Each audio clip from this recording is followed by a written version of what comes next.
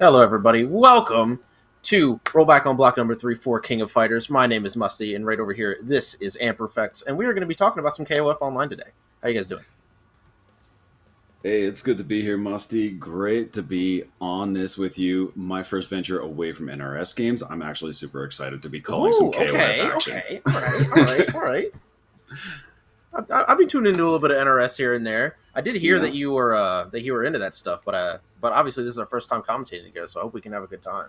Oh, yeah. Um, I mean, you are familiar with King of Fighters. I'm familiar with commentating and fighting games. I play King of Fighters quite regularly. So, yep, honestly, it should just be a great time. I'm looking forward to yeah, seeing we're some doing. killer content. Yep, I think we're going to enjoy this a lot as well. We got a little bit to go while they join the room up, but our first match is going to be Violentkain versus Storybook. Kane, obviously, no introduction needed. Such a strong player, a top 8 over there, combo breaker. Uh, Very strong player overall. I'm actually not quite sure what his team currently is. I swear KOF teams Okay. just change like the wind these days. Yeah, I mean, some teams come and go, some stay forever, and teams just pop up out of nowhere. And then there's so many players out there that just don't stick to one, right? Yeah, yeah, They'll represent a two, three, four different ones at any given time. yeah. Like even though it's not really like a team game, like in a traditional sense per se, Yeah, you still have that element where a lot of people will be switching characters like pretty frequently. Just yeah. as the meta develops and people figure out new stuff with characters, like Hmm. obviously she got buffed a lot, but Chizuru is probably a pretty good example. That character is slowly Oh, starting to become a menace in the meta. oh man, she was a menace in the beta, but now she's a Oh, menace in the meta. So yeah, oh yeah. it's you just gotta honestly, she's a little bit tricky, and when I'm trying to use her, I still have to try and figure out which button does what on her little shadow clone jutsu thing. But Mhm. yeah, it's she's Yeah. fun. It's like, okay, so how do they really sat down and they said, okay, so how do we make a character with a bad jump arc good at jumping? Let's just buff all her hitboxes. And it was like, okay. Yeah, I was like, sure. You know what? Why not? Let's just get crazier. Um, absolutely. And I mean, if everybody in the game is broken, is anybody really broken? no, that's no, no, no, absolutely not. That being said, though, I want to quickly tell Hmm. you guys while we're waiting for this match to get started about the Matcherino. Matcherino.com/T/RobKOF3 if you guys want to donate to that. Do we have sponsor quests? I'm pretty sure we have sponsor I quests. believe we do have sponsor Yes, quests. I was sponsor over there quests. last night, just checking out the Matcherino page. Mm-hmm. There were a couple sponsor quests that did not come up on my mobile browser, Mm. but the buttons were clickable, so I figured, why not? Why not? Yeah, man. Yeah, so You we do know, have sponsor quests, guys. So make sure you guys go over yeah, there and click those. Put some free money in that pot for our players. We really appreciate it. And if you guys want to donate and be really charitable, I'd really appreciate that too. I might actually do that myself while we're waiting hey, here. You know what? excellent. Otherwise, just clicking the links, it costs you nothing but time, Gosh, nothing but time. right? Anytime you want to see that link, folks, just exclamation point Matcherino in the chat, and it'll come up with the links that you need, and you can donate. You can do the free donation with sponsor quests, and that'll add a little to the pot. But it looks like we've got a match underway here. Yes, we do. Yes, we do. Violentkain versus Storybook getting started right now. Let's see how this goes, man. I'm excited to see the set. It looks like we're gonna start with the B Jenny. This character. Oh, Oh boy. she is one of the staples on my team as well. Mm. I tend to use her as a middle, but yeah, I do love. Oh, okay. Oh, Oh. I'm not. This might just be a viewer button defect check. on our end. Well, yeah, it's either a button check or we potentially might have desync spectating, but we'll see. It says battle in Um, progress, so we'll have to check in with the players. okay. Um, unfor- Unfortunate, but I'm sure we'll figure out exactly what's going on and then let you guys in on that. Yeah, Um, Very very strange, but once again, check out that match arena, you guys. I myself just donated $20 to the pot, so if you guys want to come in and help support our players, and we'd all really appreciate it very much. they're the ones providing the entertainment, so help them out Mhm. and make it worth their while to come back and do it again. Yes, absolutely, absolutely.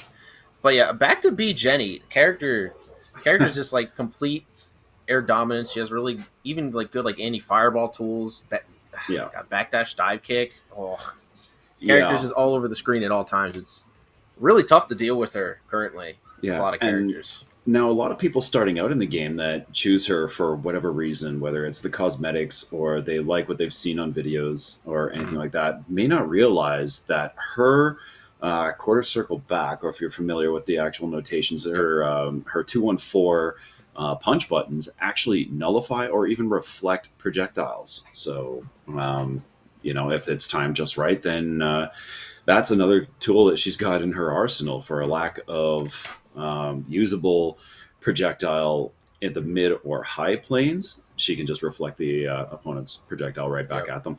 Tools like that, even and her heavy fireball too. Just putting that down to get free pressure, and if you have the Hmm. meter to get out, you're forced to spend it, or else she just gets to jump in on you for free, just Yeah, on every single knockdown. yeah. Character's so powerful. Yeah. All right. It looks like they are playing their first game. Okay, It appears to just be a spectator desync. Thank goodness. Um. okay. Yeah. So we'll be getting right back into that on game 2 for you guys. I hope.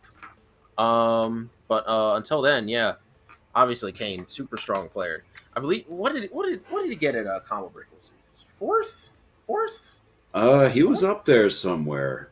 I want Yeah, to I say know it was top 8, but I want to say he made top 3. Actually, I didn't catch as much King of Fighters as I would have liked, but mhm. I do remember seeing Violent Kane up there a number of times. So really looking forward to being in there, seeing how he plays again, and I'm looking Mhm. forward to seeing the rest of the talent that's in these brackets because Yeah, these yeah, are not familiar names to me. I really hope to become a bit more of a regular part of the King of Fighters scene.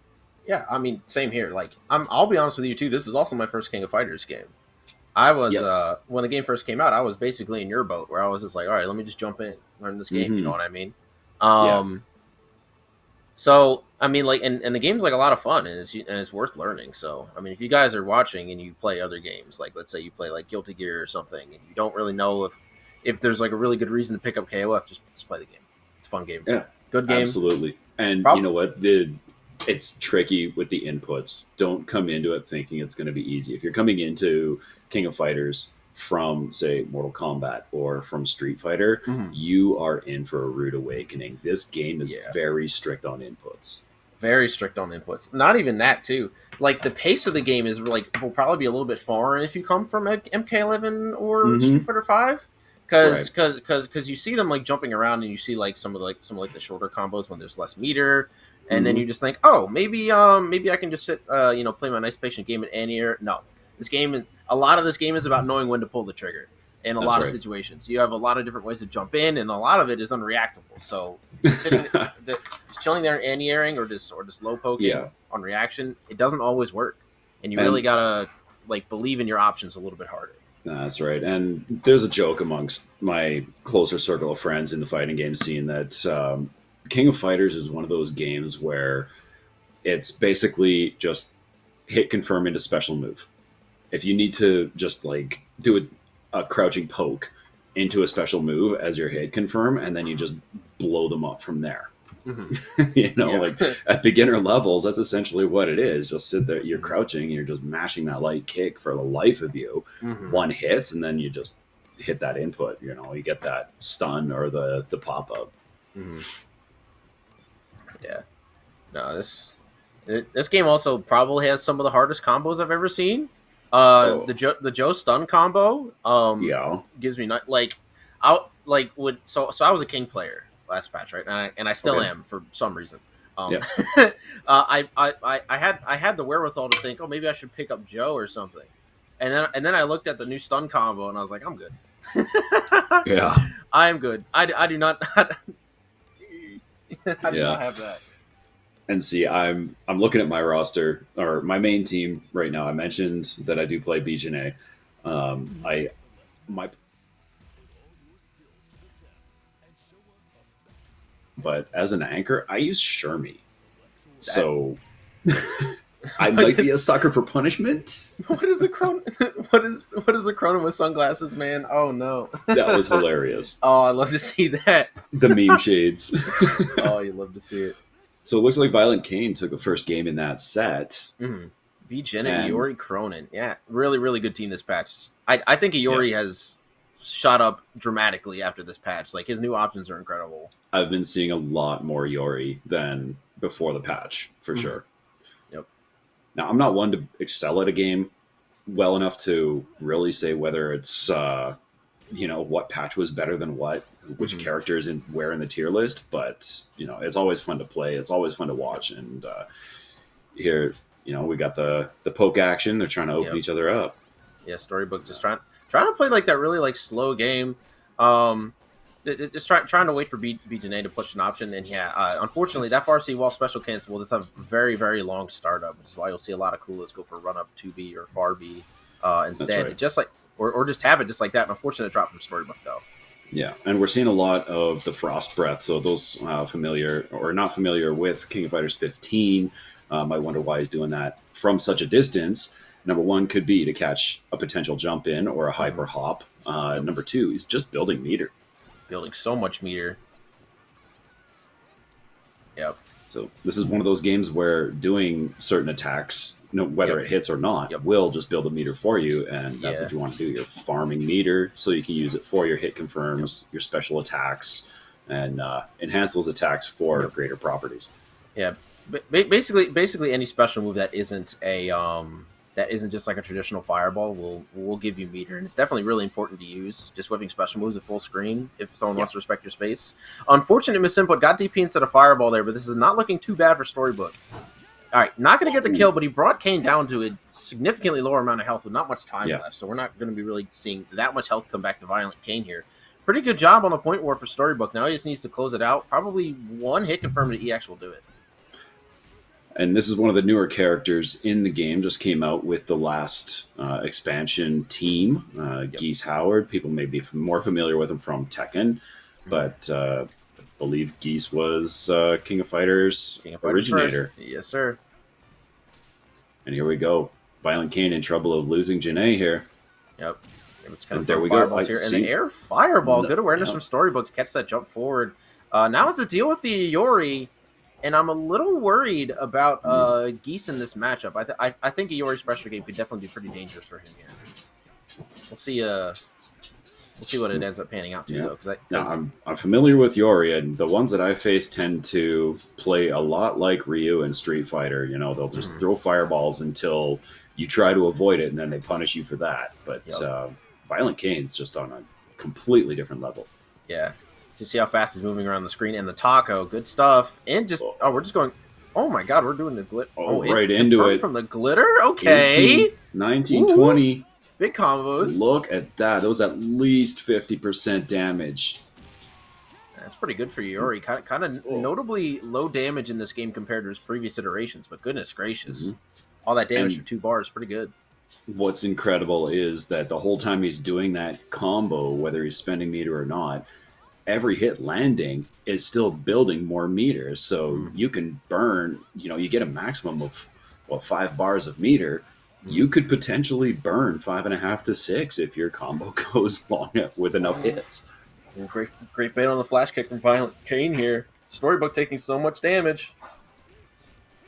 Not really trying to find a way out as my Tenkun here, but my Tenkun is kind of a character that functions really well when you have the lead, as he's pretty good at killing jumps and approaches. But oh my goodness, just Violentkain, just ripping him asunder. Clean Yori play. Good stuff. Yeah, there was great corner pressure by Violentkain. Just there was no answer, honestly. Storybook had a charge character for his anchor, and facing that corner pressure, honestly, his options were quite limited, and Violentkain closed it out in just as commanding a fashion as you'd expect. Yep.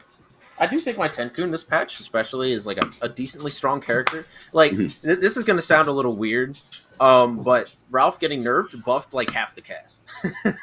that character basically neutralized most of the characters with like shorter range. Yeah. Clark's next. Yeah. He's next. He's next. That 2C gotta go. Yeah. All jokes aside, like my Tenkun I think is definitely much stronger this patch since you don't have Ralph centralizing the meta around really strong big buttons that he can kind of use at a range. My Tenkun's a little bit stubby, but he's like really good at stuffing approaches, and even some fireball games, because his 2-1-4 fireball is so strong. It has like very little recovery, very slow travel speed, so you can follow behind it. Right. And there's even a technique that you can do to charge flash kick while you're running forward, which is insane. Oh, okay. So, Wow. so yeah, I think if you dash and hold down forward, he can do flash kick once he's done running. I believe Oh, that's how it okay. works. It's kind of seldom used, and it's not that Mhm. popular strategy because down backing is really strong with him. But Right. it's definitely a technique that can be used by him in a couple matchups. But Okay. that was And for those unfamiliar, we may have some newer viewers out there, and they're unfamiliar with the charge characters, and like my Tenkin is more of a charge character in this game. But the way charges work in this game, you don't have to charge for as long as you may be familiar with in other games like Guilty Gear or Street Fighter. You don't have to hold the charge direction for a full second or for half a second. It's honestly as long until you realize you're charging, then you can let it go. Yeah, that's a pretty important aspect for my Tenkun too, because his moves actually get stronger the longer you charge them for, which leads to a lot of. I did not know that. Yes, they do. They do. His fully charged flash kick, colossal, absolutely gigantic. No Okay. charge flash kick. It's like, it's like a flash kick that small is only really used in combos. He has Yeah. one combo in the corner where he does EX flash kick. Basically, what the EXs do is they give you basically the full strength version for Yeah. half a bar. Yeah. So he'll do EX flash kick and then do immediate light flash kick into dash punch, Yeah. and that's how a lot of his routes actually end up working. Okay. Really, honestly, a really interesting character. Mhm. Like you think something like charging a move for longer, making it more powerful would be something obvious, but a lot of games don't do things like that. No, they don't. It's Mhm. just a matter of, a lot of people, when they have charged characters, obviously you're going to be charging either down to push up with the attack, or you're going to be charging back to do forward with the attack as your charge moves. Very familiar one to everybody is Guile in Street Fighter. Yes. And you're just holding down back. I just saw a meme about it earlier today, right? You hold back to block, I hold back to charge. We are not the same. You're not the same at all, dude. Imagine Guile if flash kick got stronger the longer you charged it. Oh, Oh, yeah, no. You know how many rage quits you'd have at the character select screen? 25% damage. Just With the potential to combo off it. oh boy, that'd be something nasty. Yeah. Oh, As soon as the opponent locks in Guile, you just rage quit. Forget it. No. God, I wish. Makes for some pretty good Twitch clips. So follow me on Twitch, Musty plays, Musty Prones. Yeah. But yeah, once again, guys, I am just going to quickly remind you guys about the Matcherino. Rollback on Block 3. You can search it in doing this event search bar. We got a couple of sponsor quests. We have a couple of code claims left. And obviously, you can donate directly. I personally donated $20 myself. So if you guys want to go over and contribute and help us out here, help everybody else who's into this tournament, make it worth their while, then we would really appreciate it. Also, I wish I was in a position to do the same, but I have been over there, clicked on a couple of the sponsor quests. I've clicked on, or I've used one of the coupons to donate what little I can, but just help the fighters out. Yep, help them out, man. Also, just want to give a quick shout out to Big E, Summer Jam coming up in 2 months now, right? Yeah, coming up August 19th to 22nd, 2022. Big E Gaming hosting their biggest major that they host every year. I believe we're actually back at the hotel in Cherry Hill. So if you guys want to come out to that event, we're going to be having a bunch of games there. Probably at the very least, you're going to be seeing Guilty Gear, KOF, Tekken 7, all the games that you love. And if you want to come out, support, play some games, please make sure you find yourself there on August 19th. Really appreciate it. Looking forward to Summer Jam. Mm-hmm. All right. I believe next up we're going to be getting Yurikov on stream. Ooh, this will be a good one. Now, what else do we have coming up right away here? There's another offline coming up right away in Vegas. Is that in Vegas? I keep getting it wrong. It's either CEO or Evo. I forget which is which. CEO. Well, Evo is happening. That's Evo. Evo happens in SoCal, and then CEO is in Florida. So okay. So I believe this will be Yes. This will be the SoCal one. I think it's. I don't know why I thought it was in Vegas because they've got like Mandalay. Oh wait, Bay no, as the I'm hotel. dumb. Evo is in Vegas. I'm stupid. I'm sorry. I for whatever reason my brain always thinks that Vegas is in California, East Coast brain. It's just is what it is. Okay. Yeah, I mean, it's not far. I think Palm Springs is just a day trip. So, Yeah. yeah. So we got Yurikov versus Colonel Nasty. Yurikov and Colonel Nasty. Yurikov, another one of the best players What in is the with this country. Cronin avatar? Dude, I can't get over it, man. It's great. It's incredible. How could you go wrong with this? Yeah. I'm curious if he actually has the glasses on in the game too. We never got to see. we haven't even got to see Cronin yet, dude. Of course. No, didn't get to see Violentkain's Cronin. Oh, there's that dash punch. Yep. Yeah, And I following up honestly the pillow think throw. I'm a little biased, but I do think that my Tenkun point is the best position for him. He doesn't really need that much meter to be a successful character in neutral, and and taking less risk, at least for damage when you're playing a character like him is always good. Yeah, Colonel Nasty getting strong start with his Maxima. Yeah, I was just about to say Maxima is a character you don't see a lot of. Yeah, character's a little bit he's a little bit chunky, and a lot of his moves kind of represent that. He's a little slow. He's got decent hitboxes, but some of his moves are just bunk. Yeah. But his damage reward's really good. He has a really strong reversal. He's got a couple command grabs. He's got some full screen traveling options. He has guard point like on a lot of his stuff. So he's still like a decent character. He's just like right now, like I think a character you could play instead is this one right here, Yashiro. This character is absolutely ridiculous this patch. Oh, I saw a lot of Yashiro in the beta, in the first beta when it was available. But let's see if Colonel Nasty can close it out with Yashiro. He's getting the snot beat out of him right now, though, in the corner. Combo into dash punch into super. Oh my goodness! Wow. Yuirkov barely taking any damage that round. He's going to get so much health back with 44 seconds left on the clock. Jesus. That's insane. He's right back to where he started that round. I mean, with the Yashiro, Colonel Nasty was looking really good with how much damage he'd laid out, and it looked like he was in a really good position to take the victory. But that's this Vitenkun is something else, man. The EX flash kick, yeah, man. Yeah, Yurikov, I think, has been playing my Tenkun since the game came out. And he's been really strong with the character, definitely showing his strengths. Unfortunately, he wasn't doing as good with my Tenkun specifically last patch because of the way the meta was. But now, the floodgates have opened. My Tenkun I definitely consider to be like a high tier character this patch, just based on the meta surrounding him. I definitely think that it's showing in his play. He's a lot more confident. And Luong big also. Big respect to Yurikov for using 2 out of my 3 teamies. Nice. Oh, Luong and my Tenkun. Oh no, be Janet and Luong. Okay, bet. Got it. Understandable. Oh, big combo. Just not using the Shermie on point, and that was lovely right there. Goodness gracious, man. Honestly, I think that was the first time that I've seen the enhanced 236p into. It essentially looked like her. What is that?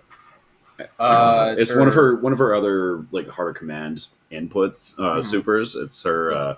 The dashing one, yeah. Step on my face. It's like a half circle back, push forward, and kick, I believe. So I've not actually seen that conversion, and now I'm going to be trying it myself. Yuirkov 1-0. Yeah, always something to learn, man. Always. Yurikov with a really strong start. Honestly, it seems that Maxima is Colonel Nasty's strongest character, so I think he really needs to win this point war if he wants a chance in the set. And he was doing a really good job of doing it in the beginning. He just needs to find that opening, which, once again, pretty hard for Maxima. One of his strongest tools to open someone up is his cross up belly flop, right? So he'll try to do that jump in, but obviously my Tenkun charge character with a 2-side hitting flash kick it'll be pretty difficult to get away with. Oh goodness gracious! Just put in the corner immediately. The pressure was just too much. Colonel Nasty just getting caught, not really able to get anything started. And honestly, I think the only damage that Yurikov even took that round was from special move chip. Oh yeah, that is what it seems like. Right now, Colonel Nasty is just struggling to find an escape here, getting a little bit desperate, going for jumps, going for that. All right, here we go. EX reversal. Ooh, into the punch. Okay, here we go. Nice conversion. Just trying to keep it small, keep it safe. A little too far away to confirm with CD there. Okay, here we go. Nice whiff cancel. Dash punch. And yeah, like I was saying, you can't really cross up Yurikov. He's really aware of that, and he will throw out that flash kick, and you will get caught. Such a strong reversal option. Jeez. And so now we see that Cronin is not, in fact, wearing the meme shades. No, he's not. But he is wearing goggles. I guess I don't know. He out reversaled him. Goodness gracious! You wake up throw from Yurikov. All right, he's in a good position to at least take this round. Yeah, potentially going to take out my Tenkun here, but he's got really just has to be careful about how he's jumping in. 30% to go. Ooh, this should be no. That could have been a kill confirmation, but he didn't delay the 2-1-4B enough and realized he wasn't even going to be able to hit TP there, which really needed to make that conversion happen. There's the EX. Nice. Finally going to take out the my Tenkun here. He's in a rough place, but honestly, taking out that my Tenkun was clutch. Yeah, really needs to. Has to try and keep it up, though. He has 3-bar Cronin. This character does bungo damage with that amount of meter. Just okay. And I think that was a Hyper Hop CD turned into a Shatter Strike. A bit of an unfortunate misinput. Mm-hmm. And, yeah, this is just going to kill him. Really strong performance from Yurikov. 2-0 clean. Goodness gracious. And now for the duration of this tournament, we're looking at first to threes, if I'm not mistaken, until we get to finals and grand finals, and those are first to fives. No. Or, sorry, best of three, or is it first to three? It's best of three, because first to three would be 3 out of 5. Yeah. Yeah. Okay, so it's first to 2 wins, takes the set. So that one was Yurikov. Congratulations to Yurikov. Great set by both fighters. And, let's, we should mention that this series that's being run by the Shadow Royalty, is it clan sponsorship? Help me out here, guys. I'm pretty new to it. I think it's just an organization. Well, let's call it an organization. Okay. I believe, yeah. So they also run Guilty Gear tournaments on Thursdays. So if you guys want to check those out, make sure you guys do that as well. Because Rollback on Block, Shadow Royalty, all really good guys. Met them all in person. They're good people. So if you guys want to participate in those tournaments, participate in the next King of Fighters one next week, or if you want to participate in the Guilty Gear one next Thursday, it's going to keep going on on a weekly basis. So if you guys want to keep doing that, make sure you guys come out. And I'm sure there's going to be Discord links and whatnot, so you can pop in there. If you go to the start.gg page, then they'll have the access to Discord and signups and whatnot. It's too late to sign up for this one, obviously, but they'll have the link to the Discord, so you can go in there and at least get yourself known and ask about the next one. Yep. Also, guys, one more time, I just want to shout out the Matcherino. Oh my goodness, it looks like we have a $30 donation from the Real Rich. Thank you, my man. Thank you. Up to $73 in the Matcherino. I would love it if we can make it to 100. Make sure you guys hit those sponsor requests, and if you have the money, obviously if you don't. That's right. Don't break yourself. Keep yourself in a good position, right? Like, go for number one. If you got a 5, you got a 10 just laying around, make sure you guys hit us up with that, man. $73 so far in the Matcherino is looking pretty good so far. So if you guys want to support us, we'd really appreciate it. And it's still nice and early. I'd like to see the 100 before we get to semifinals, and then that's when we're going to get into the killers doing the killer thing. In the finals, they're playing for all the cheddar. All that cheddar, man. Oh, that money. Yeah. Let's see if we can even get it higher. Yep. I'm hoping we can. I believe next is Tamago Yurikov. Geez, what a stack bracket. I'm still waiting on my second monitor to arrive, so I'm just sitting here like looking at my laptop screen right now. Oh, unfortunate. Oh, goodness gracious, yeah. No, yeah, Tamago and Yurikov. This is a major top 8 match. Just chilling in our bracket, man. I love to see it. That's the power of good net play. That's what we love to see. But yeah, Tamago and Yurikov. I actually don't remember if they have played in tournament before.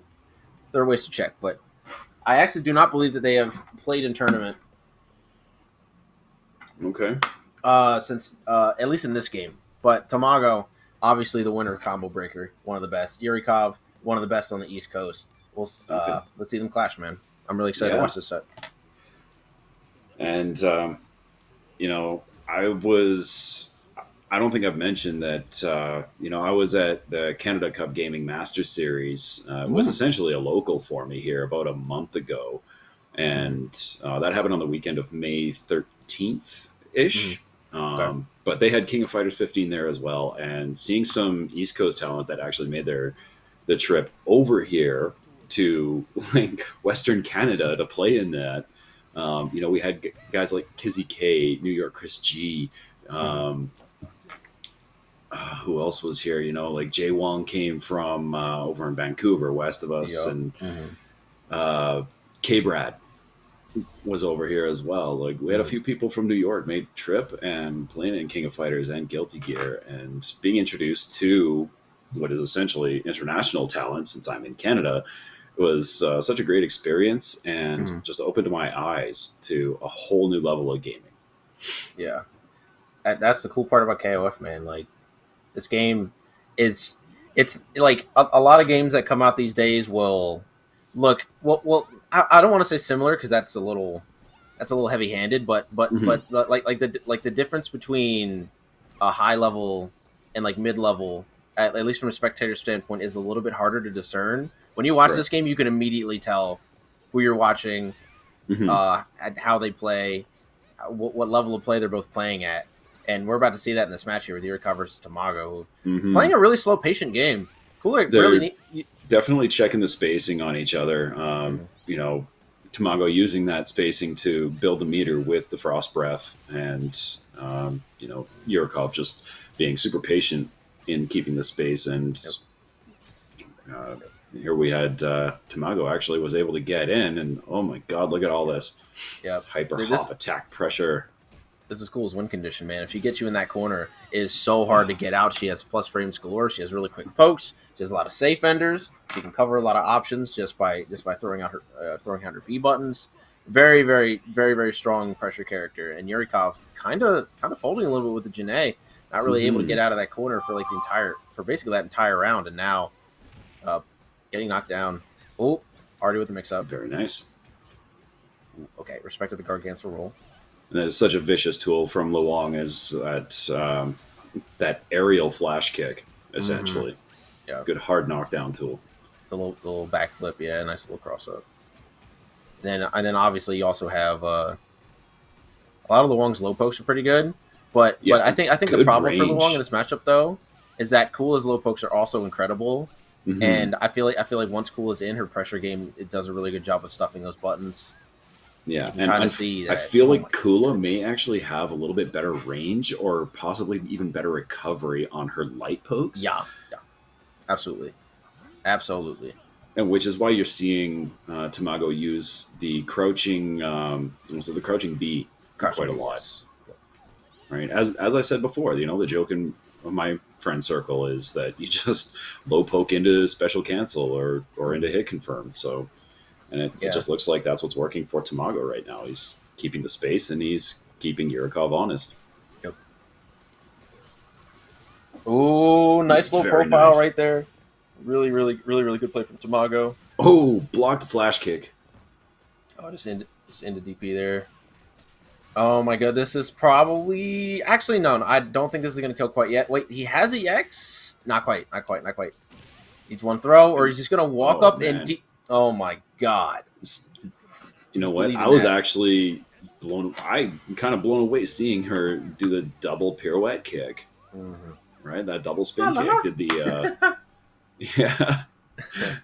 Did the slide ender and right into another pirouette. Mm-hmm. Yep. Yeah, her damage got pretty significantly buffed this patch because of a couple of changes they made to her Tatsu kicks. Yeah. Very, very, very, very good damage now, especially compared to the reward that she used to get, which was not much, which is one of her Okay. problems as a character in a game where everybody is just front loading damage at all times. And Hmm. Yurikov making the switch over to Yuri. Okay, all right, all right, interesting. Now is this the same team? Okay, so we Uh, got a side switch right now. It looks yeah, like we do have a side Tamago's on the switch. left. Yeah, Tamago's now on the left. Yurikov is now on the right. And Okay. Tamago, oh boy, Tamago might be in for a treat because Yuri also a character that got pretty significantly buffed this patch as well. And I mean, Say what you want about her. I'm not here to make any assumptions, but Yuri literally is in his name. I'm not going to make any assumptions though. You know what? Yeah, that's fair. We won't say you're right or wrong. All right, there we go. The nice little air fireball.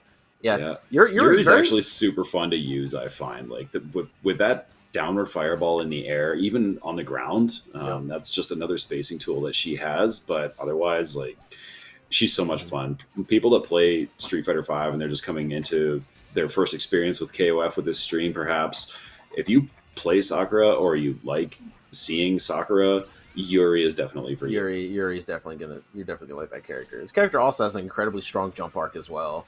Like you see the super jump right there. You see how far Yuirkov goes when he does that. Goodness gracious. Yuri, even though not having like the biggest buttons, covers an enormous amount of space just by these jump arcs alone. Yeah, and you notice that they're doing a lot of hyper hops for movement instead of just running, dashing, anything like that.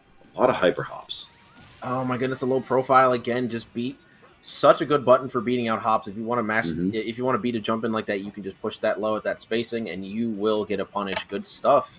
But it looks like Yuri had the right answer there to bring this Kula down a lot more than he had any kind of fortune with in the last match. Yeah, previously, yes. All right, here we go. Knockdown, mix up. Oh, I'm a little bit nice counter. Input.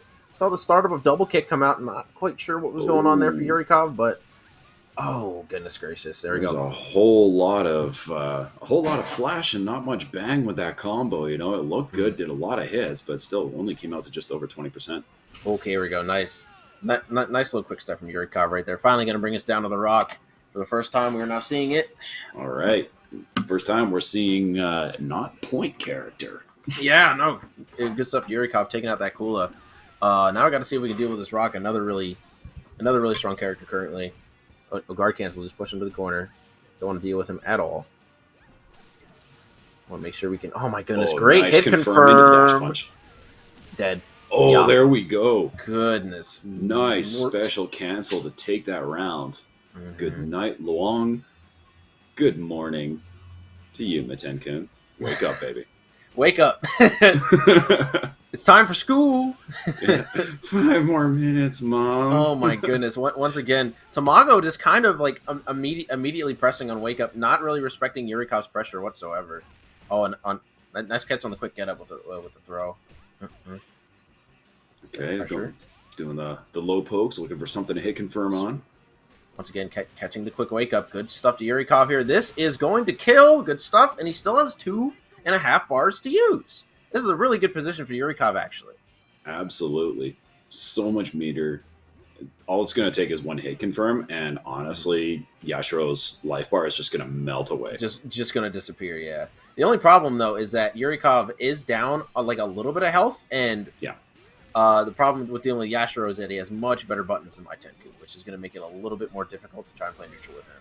Oh, unless you catch a hyper hop just like that. Oh, that was a beautiful flash kick. Just getting him out of the corner, if nothing else. Oh, no. Miss hit confirmed from Tamago. Going to be taking 3 bars worth of damage here. A throw and a tap will be enough to end this round and save Yurikov's life here in this winner's bracket. Oh, nice. That was a nice break out of the corner there. Cancel on the dash punch. The super not quite going to do it, but that is a lead for Tamago. And that is such a good position to be in, at least even. Oh, we're on both anchors right now. One throw. Oh, double KO! Oh! We're gonna get him. Oh man!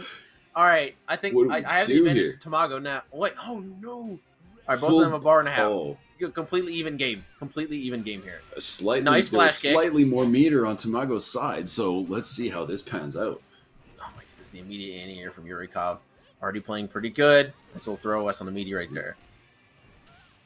All right, this is starting to get a little bit dangerous for Tamago here, slowly taking more and more damage. Yurikov with the lead here is much more difficult to deal with, and he punished the dash punch with a flash kick. Tamago, honestly, I think he just wasn't playing so patiently in the extra round, and that really cost him. Goodness gracious, Yurikov was just on board with those flash kicks the whole final round. Their way to keep composure during a double final round scenario. Good stuff.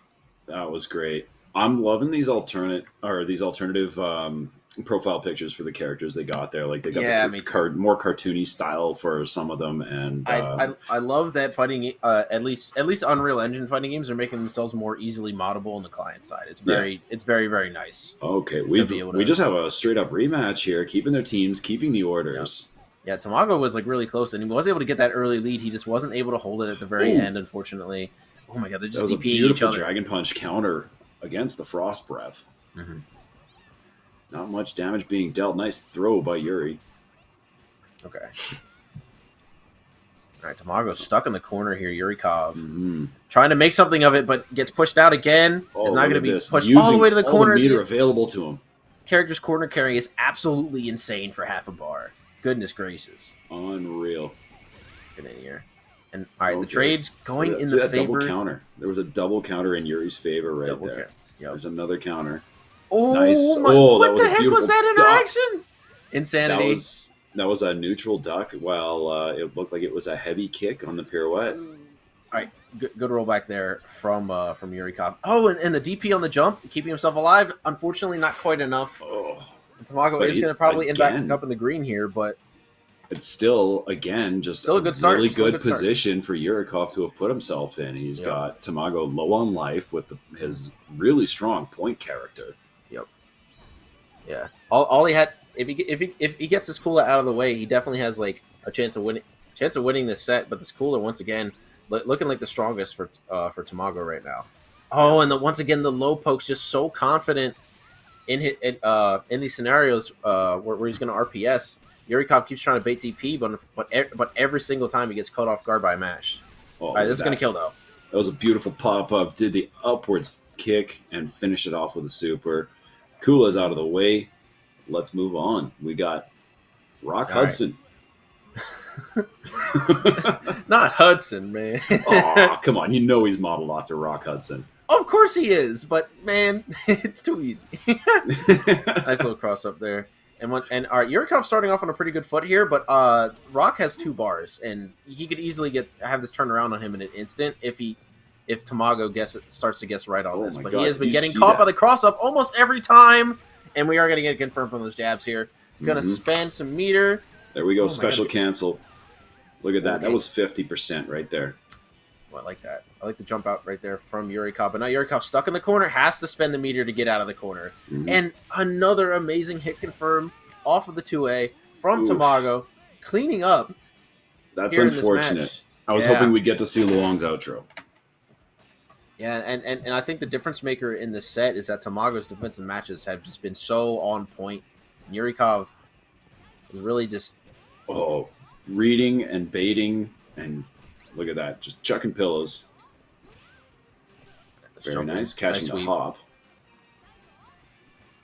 Now, I'm not sure if Tamago was trying to just do a little bit of a hyper hop, so he came in under the pillow, but still getting the aerial attack. Yep. Goodness gracious, though. And that is one thing that I really don't like about this game is that you come in and all you have to do is like one tap the opponent's next character, or you come in with a fresh character, you just have to one tap the one that's left over, and they call it a perfect fight. It's technically not wrong. Nah, bro. I did it. Yeah. That's me. Oh, nice overhead coming in from Tamago here. Oh, my goodness. But once again, the flash kick so on point from Yurikov. His guesstimates on when Tamago's going to jump have been pretty consistent. And he's even been able to catch some short hops and some jump startups as well, which shows that Yurikov is kind of playing on point here. Nice and gets caught by the stagger! Is this going to be it from Tenku? It might be it. One more little bit of damage here. Oh, a lot of heavy buttons coming out from Yashiro. Quarters finals! Oh, goodness.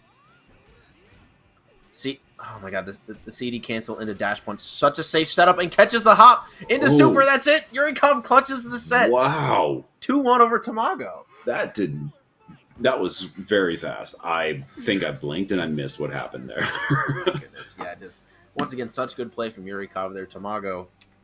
From both. Not keeping the pressure up in a way that avoided flash kick, and that, I think, was definitely his downfall. Again, like, as soon as my Tenkun came out, he was just, every single time he wanted to jump, boom, flash kick. The reactions and the reads were just on point there. And from that's if he Yurikov. wasn't getting caught by the upward pillow throw. Absolutely, yeah. That's the thing about my Tenku though. When he does throw that, when he throws that fireball, he does lose his charge. So that's definitely something to be more mindful of in the matchup.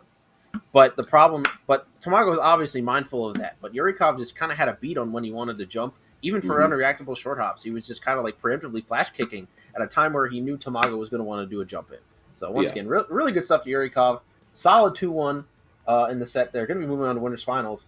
And I believe next up we're going to be getting Violentkain versus Lokof. But before that, guys, make sure you guys check out the Matcherino over here on matcherino.com/t/RobKOF3, and you guys will be able to donate or do the sponsor quest for this event. And once again, we really appreciate it if you do that to help support these players and help support the scene. Once again, guys, if you guys want to do that, I would really appreciate that. Also, I want to give a quick shout out to Summer Jam, an event coming up over August 19th. Sponsored by, done by Biggie Gaming. If you guys want to come out to a nice little event in the middle of August, you can't make it to Evo, or you have some money left over after Evo somehow, make sure you guys come over to Summer Jam, August 19th to the 22nd, 2022, over at, what's the venue again? Venue's on the tip of my tongue. I think you mentioned earlier it was in Cherry Hill. It is in Cherry Hill, yes. Okay. So make nice your way over to New Jersey. Yep. Right? Your hops right across the bridge. From New York. Yep. It's only right across the bridge. So if you guys live in the city, you can even take the train there probably. So once again, awesome. And one more thing, thank you guys all for watching and supporting the stream. We really do appreciate it. The stream's nothing without the viewers. And we have the fighters signing up to come and provide the entertainment, but without you guys, there's nobody to entertain. So thank you so much for being here. Yep. All right, guys, we're going to be taking a short little ad break, but we will be right back after these messages. Thank you.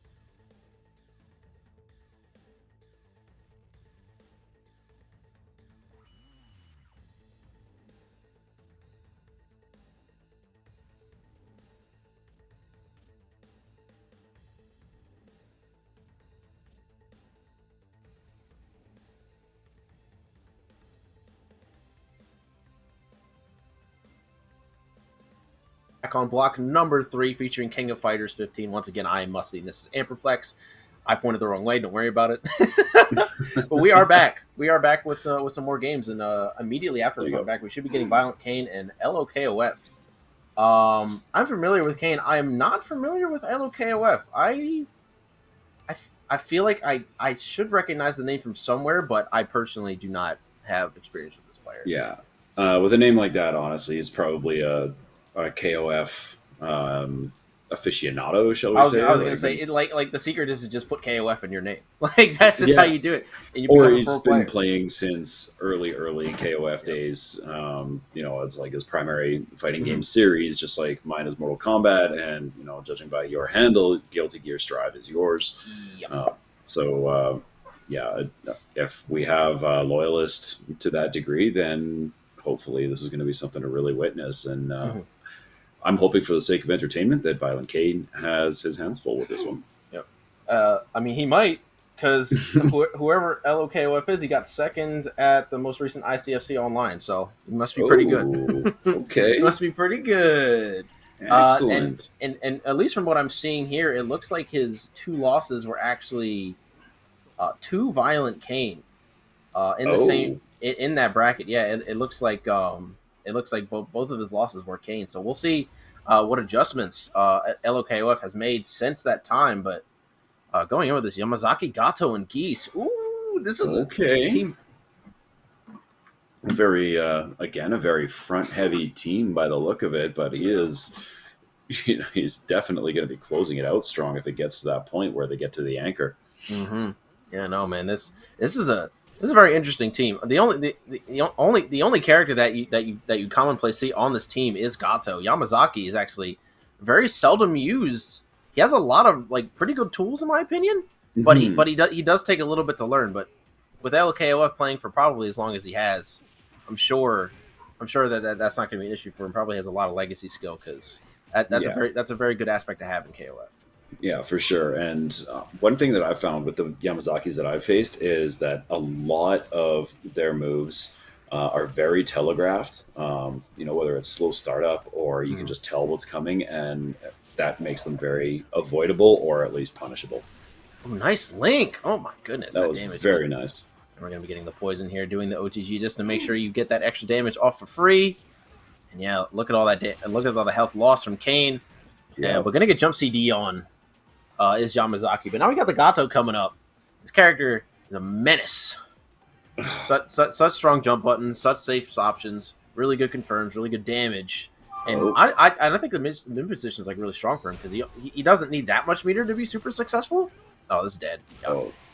Oh my god, that was a vicious looking finish. Now, I didn't know that Gato was capable of doing such damage. I mean, that was only 6 hits and took down 25% health.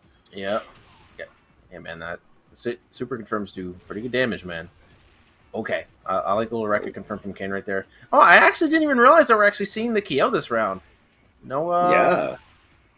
Yori's down. We got Kyo, and then who knows? Maybe we'll get to the Cronin if this kind of damage keeps up. Look at this corner trap. Oh, goodness gracious. Like in the pokes. Ooh, the Shatter Strike. Okay. Oh, and up kicks into super. Special into level cancel. 2. This should absolutely be enough to do it. And LKOF losing that second character in Gato right there. Now we're gonna 60%. And we're back to the Geese. The classic look, man. All right. You know what? If I had a 6-pack like that, I'd be falling off the wagon. Yeah, I'd be falling over. I'd be like top heavy. It's okay, honey. Hey, honey, just sell the washing machine. Just rub my stomach. Oh man! All right, a lot of fireball pressure here coming from LKOF. That was a nice hop to get over the ground fireball. Again, he's using those doing the hot punches and. Great defensive game by. You call him LOKOF. I just want to call him Lokof. You want to call him Lokof? Lokof. Just the way Lokof. It's all lowercase, but MX Lokof. Oh, and the level 2 counter Superman. All right, look at that. Love to see it.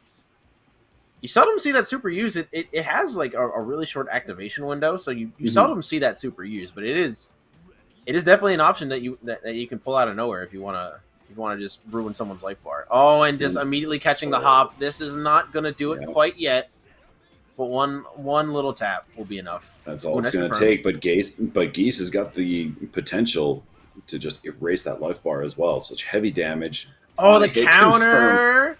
Nice. Love that counter. Wall Let's see bounce if and this damage is pick him worth up. it. Gonna do about 20-something% because of the scaling. Oh, unfortunate. Nice hyper hop CD from Violentkain. Lokof, unfortunately, not getting the last hit he needed to take out that Cronin, so we are going to be moving on to game 2 with Violentkain up 1-0. But I do love to see that kind of play style that came out of Lokof in the final round there. He was low on health to start it when Cronin came out, and he said, you know what, coach, I'm playing to the whistle. We're going to do as much damage as possible. Yep. You know what? I kind of respect it. Yep. He definitely needed to do some sort of confirm there. The only issue with doing a confirm after counter is that the scaling is quite bad. But for that counter specifically, you need to have an ender. And he did a pretty good job. Obviously, overall in the round, he just had trouble getting that last big hit that he needed. Oh, just immediate with command grab, man. Goodness gracious. That was an enhanced command grab, no less. But look at this. Violentkain working on a perfect round. Not anymore. One little ground whip got him. Oh, here we go. Oh, unfortunately, messing up the confirm, and it's not looking good now. This is very bad for Lokof. And just going to get hit by the taco. It's so rough. Really, really rough drop there from him. If he was able to get the poison super off, he would have done a mean amount of damage after that, but it just was not meant to be. And now we have full healthy Yuri again versus the Gato. Yikes. And this is not a position you want to be in. If you got someone still on full health with their point character, then things are just really not looking good. You got way too much ground to make up, especially now being corner trapped. Mm-hmm. But here we go, using those hop shenanigans to get a little bit of work out of the corner. And we got we got about 2.5 bars on Gato right now, but that's... God, man, Kane is just running him over right now. And doing the reverse DP input to catch that, goodness Lord. Nice trip guard, though. Yeah, just going to take this off knockdown here. And another really good cross-up.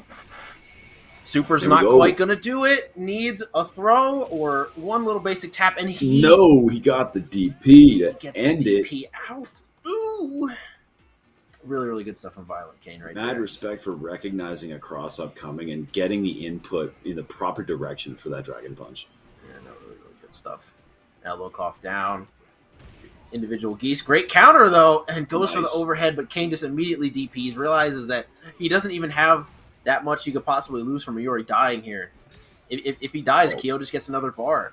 That's right. And it won't be that much harder to deal with. No, he's got full life on a new character coming in with an extra bar of meter, and, Lokof he's almost full, but he's also on his anchor character. He's at a severe deficit right now. Okay, here we go. Super advancing normal. Nice confirm. In level 1. Okay, look at the damage. Good stuff. Yep. Just keeping it safe, using the spacing. Now, what do you think that would be for a strategy right now? Does Geese want to just maybe stay back, make Violentkain come to him? Same side ender. Look at that damage, man. Oh my goodness gracious. Lokof bringing it all the way back. He lost almost nothing. Brought it all the way back. And now it's a full health matchup again between the anchors. But Violentkain's got full meter, 5 bars to use. And if anybody's going to TOD you... Cronin might be one of them, yeah. Yeah. Well, I know Joe's got one, but... Great punish on the fireball there. Didn't want to spend the level 3 for the OTG level 3. Definitely just wants to run up and get that pressure so that if he gets an EXDP at this point, level 1 and level 2 will absolutely just be the closer. And Lokof... That should be, yeah. Oh, goodness. Lokof now, 2 bars. Ooh. Oh, the cross-up jump D? Oh, that was disgusting. No level. Nice. Okay. OGG level 3. Okay, nice. Oh GG's, my god. Lokof almost bringing it all Did the that way hit back. him while he was laying on the ground?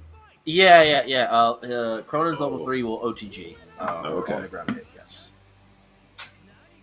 I'm still a little new to some of the terminology that comes to games like King of Fighters or Street Fighter or Guilty Gears, but you've mentioned RPS before. I realize that's rock paper scissors. Yep. I'm familiar with that one from Virtua Fighter. But King of Fighters is a totally different animal, man. Seeing some of the things these guys are doing, it's every character feels completely different. It's insane.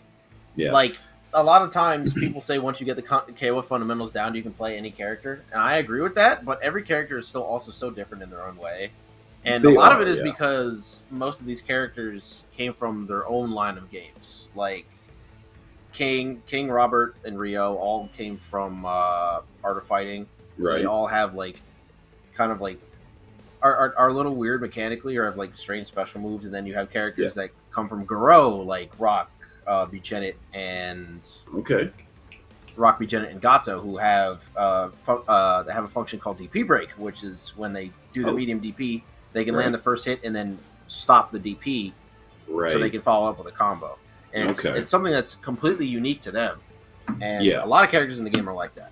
So with Janae, that move would be her the one where she does that little hop forward, gets the first hit with the knee. Yep, and then does like a little spin. She does that cyclone and a zero on block spin, for some reason. Yes, yeah, absolutely. And that can only be canceled if you're using the heavy the version. D. Yes, that's right. It doesn't get canceled on the enhanced version, or the light version. Yes, or the light version. That's right. Yep. Rock and Gato work the exact same way. Okay. Very, very interesting mechanic from that game. But speaking of interesting, you guys should check out our nice little interesting Matcherino page, matcherino.com/t/RobKOF3. That was a terrible segue, but you know what? It's all right. You guys can come over there. Once again, shout out to the Rearware for the biggest donation so far at $30.70. You guys can come through, and if you want some free options, you can come collect the codes. There's a text now option that'll actually add $3 to the prize pool. Oh, wow. So if you guys want to come through and do that, or if you just want to donate yourself and support the bracket, we'd really appreciate it. So again, thank you guys all for donating if you have already, and if you have not, make sure you go check that out. Also want to give a quick shout out to Summer Jam coming up this month, August 19th and 22nd over in Cherry Hill, done by Big E Gaming, the biggest major in Philly currently. So if you guys want to come out for that, if you guys either can't make it out to Evo, or you have some extra money left over, or you guys want to go somewhere a little bit more local, you guys can come down to Summer Jam and support the scene. We really appreciate it. I'm just so glad that offlines are back. Summer Jam, Evo, Combo Breaker, CEO coming up later in the year. It's just so great to see the community getting together. We're getting away from the online toxicity that tends to plague social media or just the online scene in general.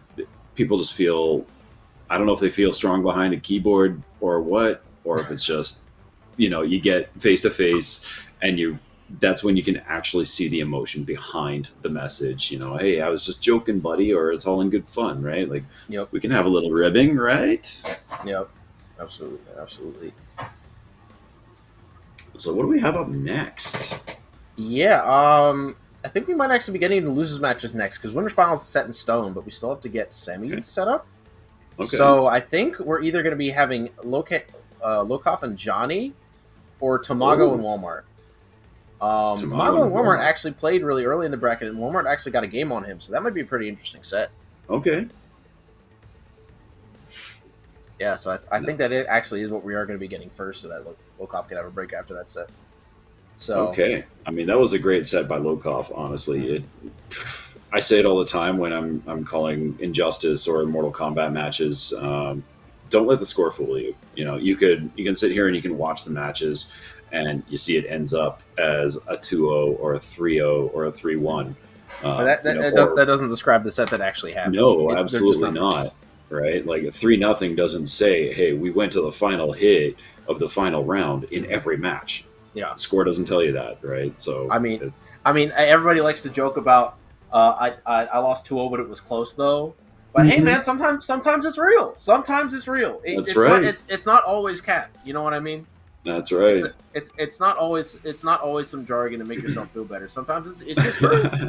And That's you don't know if right. you watch the and if you don't know unless you watch the tournament. So once again, if you guys have friends that aren't watching the stream right now, tell them to come through here to see some excellent King of Fighters gameplay. And For sure. But yeah, back to this set. Tamago versus Walmart. This is a Rollback from winners. And once again, the score does not tell all, but Walmart did get a game. Oh my goodness! And we have a whip player. Ooh. This character scares me now.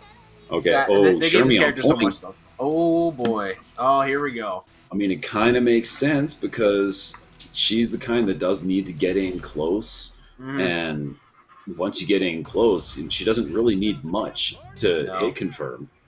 But on the other side, we got Tamago bringing out the Benny Maru, who I've just recently started dabbling with myself, and I think one of the greatest combos I pulled off in practice mode, we'll keep that quiet, was 92% with 4 bars. Yeah, no, this character pretty strong. I actually like him a lot as a point character because his neutral's pretty strong. He has a couple pretty strong pokes. He has really good he has really good meterless confirms as well. Once he gets up to 1 bar, he can do super into special with his kick super because it does give ground bounce now, which is really strong. Oh, unfortunately, going to drop that one, and Walmart going to take full advantage. Oh my goodness, look at this damage. It was a great confirm by Walmart. Hit into command grab, going to do so much. And that's the great part about Charmy is the amount of command grabs that she has. You know, and she can command grab you from halfway across the screen. Oh my goodness! And once again, Walmart is just checking DP every time, and Tamago is just hold buffering that for his life, and he's just getting punished. Walmart with a really good start. Goodness Lord. Okay, now it's a bit more of a test for Walmart because I don't think that this matchup goes too well in Shermie's favor. Kula just has too many range tools. Totally agree with you. And we were seeing earlier that Tamago's Kula was just absolutely going off. Oh, but we missed the DP, and we're going to get punished again. Tamago with some really uncharacteristic drops here. There we go. Shermie queued into a crouching D, and oh, look at that, flipping out of the way. I don't know if that was just a misconfirm or if he's actually creating the space for himself, but it looks like the latter. Okay, all right, we're finally going to get that confirmed to end it off. We did not go below 42, so we're not going to see that big of a health deficit here for Tamago. He's going to get a decent amount back here. Yeah, only about 18% down, but honestly, that's all Whip really needs to play that lead. Having so much better buttons, so fast this patch. Yeah, and the range on this character. Oh no, did we drop something? No, we're good. Okay. Here we go. Sage jump knockdown. No, we're going to be getting the cross up here. Walmart. Oh, whiffing a DP, and that DP has so much whiff lag. You have to be really careful about throwing that thing out if you're playing with. And Tamago just keeping it short and sweet. Oh, and another really good hop from Tamago to find his way in on Walmart here. And look at that. Look at him gain all this meter while he's burning it at the same time. It's just incredible. Tamago getting under him. Safety. And good trade for Walmart there. Yeah. It was basically his only way out. Oh my god, you gained building the meter from full screen. Yeah, about the most he can do there. And 26 seconds left on the clock, and he had a decent amount of HP back. I actually don't think he's going to be back in the green. No, he is not. Just above 30% health. Walmart really only needing 1 EX confirm here in order to close this out, and all you need to land for that is just a little 2A. And here, now honestly, I think she's got one of the most deceptive and deadly projectiles in the game. Call me wrong if you want, but if I don't think anybody will, bro. I don't think anybody will.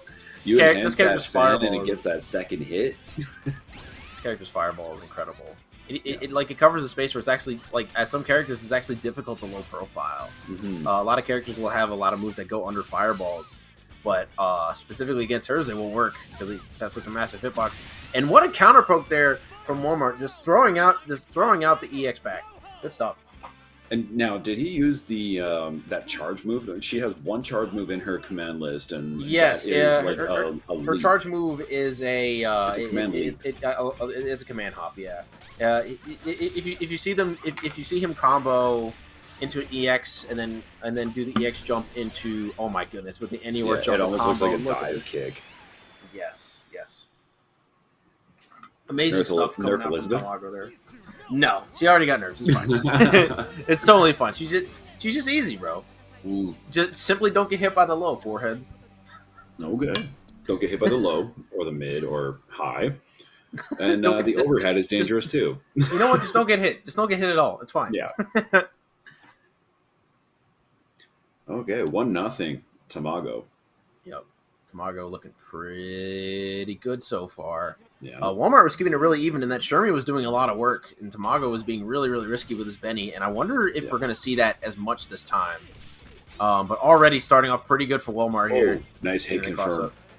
Got a hard knockdown push Benny all the way to the corner. This is a scary situation to be in because Shermie also has colossal heavy buttons as well that she can use to push you in, keep you in this corner from a distance. Yeah, nice air throw by Benny. Okay, we got the kick followed up. Now, is that what you call a Rekka? Because I know it's a separate input to follow up on his little leaping kick. Yes. It's a one-part Rekka. So he'll do the kick, and then if he does the follow-up, it'll do the next two hits. But that's right. But those are the only options. Yeah, because I know that I believe it is Yori has that with his ground sparks as well, doesn't he? I might be wrong on the character, but there is a character that has a fireball that you can just just chuck a couple more right away after. And nice knockdown. Pulling out the round with Shermie. Walmart is going up by 1 round in the second match. Tamago really struggling to get the Benny to work against the Shermie here. That was a very, very close round, but Walmart just clutching it up yet again. Now we'll see if Walmart can do a better job of dealing with this back up to just under 20%, and using that spin kick to get in, just nullify the frost breath by Kula. And that's all it takes. Right, loving the jump C right jump there. Heavy punch. Out. It's evened up. Yep. All right, coming in now the whip. We'll see what. All right, here we go. Here we go. 1 round apiece. We've got whip versus Kula. Whip's range. Kula's speed, and Kula can close this gap so quickly. Follow it up. Look at this. Just, the short hop punch shenanigans. Nice throw. Okay, we got the double cyclone kick. Finishing it up with the upward kick on there. Okay, we got a side switch throw whip, putting Kula back in the corner. Get a little bit of space. Not doing much with it. Not doing the meter farm. Yeah, Walmart got the optimal spacing, but just wasn't really able to play neutral well enough with Tamago, and the pressure just became too much. Like we were saying earlier, man, Tamago is playing really, really clean overall with this Kula. No, was it Tamago's Kula that we saw on point earlier, or did we have a different player? Yes. Using Kula. No, yeah, that was Tamago's point earlier. Okay. When he was playing against Yurikov. The jump C is getting punished for that one though. Yeah. All this hop pressure that Tamago is using from Kula. Shatter Strike. Okay. Look at that! Nice follow up. That was a very nice looking follow up on the Shatter Strike. Yeah, and you can see a lot of times when Walmart's trying to go for a jump mix up, you can just kind of see that Tamago is doing a lot of 2B to just low profile all of those options. Yeah, and in between all the short hops that he's doing here. Oh yeah, absolutely. Like on defense though, you can just tell Kula's low poke such a strong option to deal with that. And honestly, I'm surprised we didn't see the X right there. Oh, look at that! Nice. This is going to be decent damage, but once again, we need a nice little big hit in order to close this out in the 2A chain. It's going to close that out. Tamago taking that one 2-0 for Walmart. So commanding, man. Kula is so quick, and he used that speed to such a great advantage with not only with the short hop punch and kick attacks, but as you mentioned, getting in there with some low pokes and mixing it up, going right back into the short hops and just doing what he could to find some kind of hit confirm and maximizing the capitalization off of it. Yeah, no, once again, Kula's 2B, man. Probably one of the best moves in the game right now, just based on risk reward. It's so good to just throw out there in spacings where you're unsure of what your opponent's going to do, or if they leave even like the tiniest gap, you can definitely abuse that with options like 2B.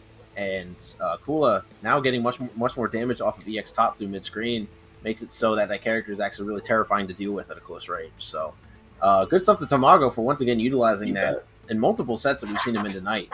But next up, we are going to be getting Lokof versus Johny. But real quick, once again, I got to do it. I got to tell you guys about the Matcherino.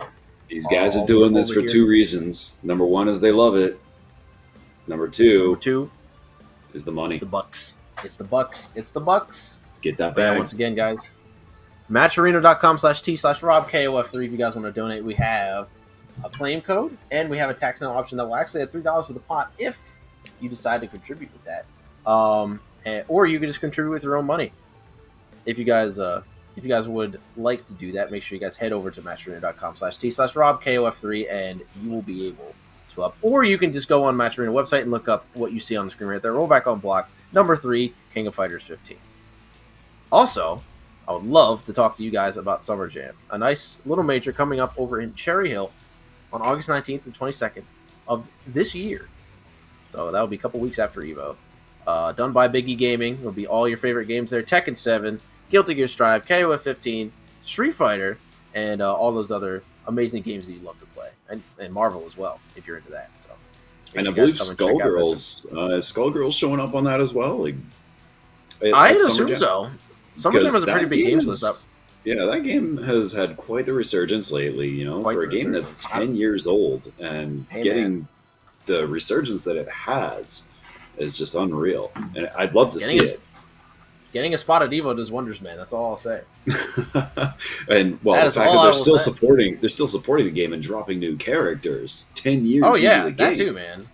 So it's really nice to see dev support last a long time like that, and it's really important for scenes to be able to persevere that way, so that it shows that it can be done. That your fighting game could be the next Skullgirl. You know what I mean? Stuff like that. That's right. It inspires people to do things. The next Skullgirl is the next Killer Instinct. All you need is a rabid fan base, and it doesn't hurt to have the best player in the world playing it. But playing your game at all times, yeah. Being written into the game as the training stage model. Yup. And then getting 6-0'd. Oh, jeez. Well. Oops. Jeez. All right. VegasKOF Johny versus G10's Lokof, who we just saw. Fortunately, we're not able to best Violentkain on this day, but we'll see how he does against Johny, who is already putting on the pressure with this Kula. Yeah, and honestly, with what we've seen from Tamago's Kula, she's a menace. And, we'll see if that can be duplicated by Johny. It feels like Yamazaki is a character that could especially struggle under a pressure situation like this. Has pretty good buttons and a lot of options that cover the screen in a pretty significant way, but not having that reversal option against a character like Kula is just going to get you killed, and it's really hard to deal with that. Yamazaki is definitely more of a space control neutral character with those long range whip attacks and all that. Kula definitely specializing on getting in on you and just laying down the pressure. Laying down the offense. Lokof. Finally finding a way to poke out, and also fair to note that he's actually not currently running Geese. He's actually running Luong on anchor this time, so we'll see how that pans out. But right now, he's in danger of stun. But he's recovered enough now. Crack. There we go. A little bit better for Lokof right now. Yeah. The pressure is just getting put on right now. Johny is just not really making any mistakes. Okay. Oh, and the Shatter Strike. I am not. He said, hands off. Oh, no. Yeah. Unhand me, sir. And there we go. Nice. Quick little shell and palm strike to the midsection. Ends it for Kula. Yep. All right, Lokof finally getting something on the board. No meter to speak of, though, so this is going to be pretty difficult to deal with Cronin. Oh, man. Not even close to having the half meter needed to burn. And the throw is going to be pretty rough. He's going to get... Wow. Yeah, great Farsi there from Johny. And this is not the best start for Lokof, but we are going to be switching to Luong here, who's, at least for Lokof, we have not really seen yet. And in my experiences, seeing Luong versus Cronin is not going to go too well for Luong, but I'm also not of the caliber as these players, so let's see exactly what they can pull out here. We're going to see a lot of these cross-up flip kicks, I'd imagine, from Lokof. Well, we've already seen a couple, but Johny definitely no spouts with the Cronin. Nice special cancel. Lokof is playing it pretty cleanly. That is one aspect of this matchup that is pretty strong for Luong, is just that nice space control, having like a much stronger low poke than Cronin. Because his 2C is a very strong poke, but it actually hits mid. And his 2B is like fairly average. So having that low section covered and having big enough buttons to cover his hop angles is really important in a matchup against a character who can kill you in 1 to 2 hits. So pretty good play from Lokof to not really even get opened up even a single time during that exchange. And this one is looking very even. Both of these characters I love to use. I feel both of them are quite strong in their own right. And look at that. Safe. Nice delay on the in between the kicks on that float down by Johny. Oh, unfortunately, Johny believing in that one a little too hard, but Lokof dropping the confirm. Unfortunate. All right, I'm loving the space control from Lokof here. You know what? And these two fighters are really respecting each other with these character choices. Look at this hit confirm special cancel. Oh, tries to go for overhead, but was a little too early. That DP break is 0 on block, so I completely understand Johny for going for that option. But unfortunately wasn't able to get any good pressure out of it, and is down to literally 1 HP, cannot block anything, and he goes for Shatter Strike! This might float kill kick it. Into the super! 1 HP clutch from Johny, amazing stuff. Lokof gonna go down 1-0. Oh, man. You knew as soon as he got that touch, it was going to be it one way or another, whether it was... That's got to sting. Ooh. That is rough. That is rough for Lokof.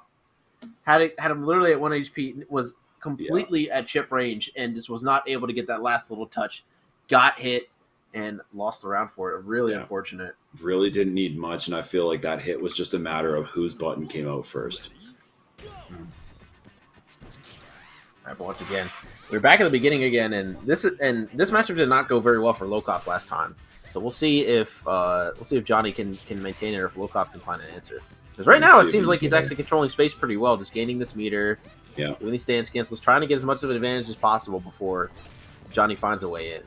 That's right, and when Johny just gets that one hit confirm, it's going to just erase some of that life bar. It's going to be 30% on a touch. These trades definitely in the favor of Lokof, because honestly, any hit from Kula that doesn't lead into a knockdown from you is a good trade to take. Oh, unfortunate for Johny. Was a little too far away for the stand B.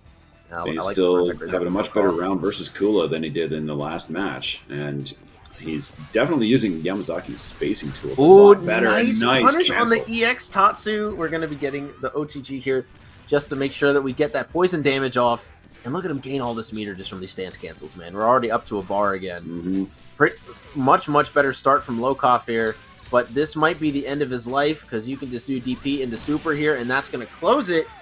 But once again, a much better start for Lokof than the last. He's still got himself in a very good position. Ended that round with Kula at 20%. They're going to gain a little bit more. They're up to about 40% right now, or 30% right now. And that puts Gato in a very good position to take all of that away on the single touch. Yeah, I was going to say, if you can kill him faster, too, that'd be really good, because Kula actually will only be up to a bar and a half at this point if no more meter is gained. Oh, no, it was a little late on the punish. No, nice. That was a nice low profile on the Tatsu. All right, Lokof probably looking for the time to jump in right now, trying to just keep himself safe. But I think Johnny's strategy here is to just waste as much time as possible, so that if he does end up getting a hit, Lokof will be getting back much less health. Okay. And is it only the clock that determines how much health gets returned to you in between rounds? Yes, okay. It is only the clock.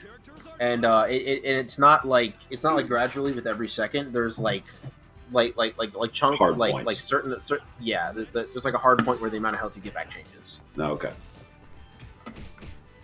Okay, so now we got the Cronin, who's an absolute beast. We saw, oh man, like seeing what's been done with Cronin so far tonight alone is just such a mind changer for me. I might give him another shot, but probably nice one of the best cancel anchors in the game out right now. Oh, nice jump CD. To save a little safe pressure. That was such a beautiful guard cancel to roll off the and the corner by overhead Johny. misses the OCG, but you still get meaty there. That's fine. And oh no, fireball. And it's fine. He is going to end up getting the pickup yet again, but no super. Not quite a kill. Blocks the overhead too. Okay, we got the back throw, and nothing came out of the back throw with the side switch. Yeah, unfortunately, he was not able to get anything started. Was probably a little bit worried about that Cronin DP. Really got to be worried about that. Life is on the line right now. Yep. We are in losers top 8. Lokof getting knocked down here and having to face this beast of a Johny. Oh, nice EX. All right, nice Shatter Strike. Ooh. Bop. Level 1. Yep. I thought we were going to see another bar spent, but it doesn't look like we are. And oh, well, there's the other bar spent. That's fine. There it is. Yep. And once again, that matchup going really well for Lokof. Yeah. Yeah. No, he's definitely got the spacing and the confirms with Luong. He knows what he's doing with this character, and let's see if we get the same respect between these two on this matchup as we did last time, because that was honestly, I think, the most exciting round that they had in the last match. Yeah. And you know, the matchup last time was so close, and I feel like Lokof had a bit of an advantage in neutral there, but was unable to just find the way to close it out, and ended up getting tagged by Johny. But we'll see if Lokof is able to make it happen this time. He's already doing much better. Yeah, for sure. And I'm loving these aerial flash kicks into like a light kick poke afterwards, just to follow up. Nice damage coming out from Johny here. Oh, nice. That was a good overhead. Okay. Went with a delay kick. All right. All right. Well, it seems that Lokof has control of the mid-screen now, pushing Johny to the corner slowly. Oh, really, and nice hit with the JA. That was such a beautifully patient play. And we get the best outro in the game. Okay. All right. Relax. I mean, all right. Whose is better? For whatever reason, whose is better? I've got my favorites. What's yours? No comment. All right. 1-1 in the set now. Johny and Lokof making it really even, and I think it all really started when Lokof was able to keep it much more even here in this point war. We'll see if he's able to do it again, but right now Johny is already in and doing pressure. Oh my god, this little tidbits of meter coming up with every stance cancel. Yep. Every little bit counts when you're playing this matchup with the way it's going so far. Okay, nice. Okay, nice little whip. Oh, wasn't grounded though, so is not going to be able to get a conversion. That is really good damage. Already not a good start for Lokof. Already taking a decent amount of damage, and once again pushed into the other corner. Yeah, we've got visions of the first match here. He's at such a deficit right now. You know, being in the yellow health bar and barely got a touch on Johny. This is such a commanding Kula performance. Oh, and Lokof was a little too far away to confirm, so he tried to run forward so he could get a meaty hit. Unfortunately, Johny is just tapping that 2V button. He is not letting any of that happen at all. No, great confirms. End up taking the round, and he's sitting really pretty right now. Just over 70% health to take on the Gato.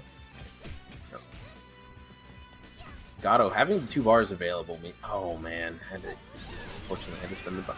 And the DP super punish. Love to see it. Nice cross up. X bomb. Another level 1. Okay. But any hit will lead to a kill right now. It seems like.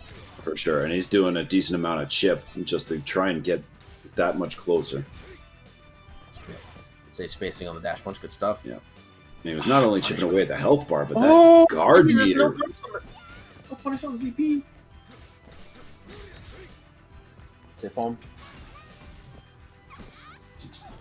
Oh, okay, this is all the CDs. Oh, nice hop in. Yeah, really good hop coming out from Lokof. Yeah. Really good cognizance there. Gonna get it some health back here. Yeah. He's down about 80%, so that's fine. Not much meter on Cronin either, so not really at risk of getting one touched. Honestly, they're at about the same meter. This is a pretty even match, I think. Nice jump in. Oh, okay. We went to the nice stun, continuing it along, and at least getting the block pressure, pushing Cronin back into the corner, but he brought it right back out. Yep. Still pretty even. Oh, Slight health I'm liking the advantage for right there. slight health advantage still for Lokof by the looks of things, and he's just Oh padding that. boy.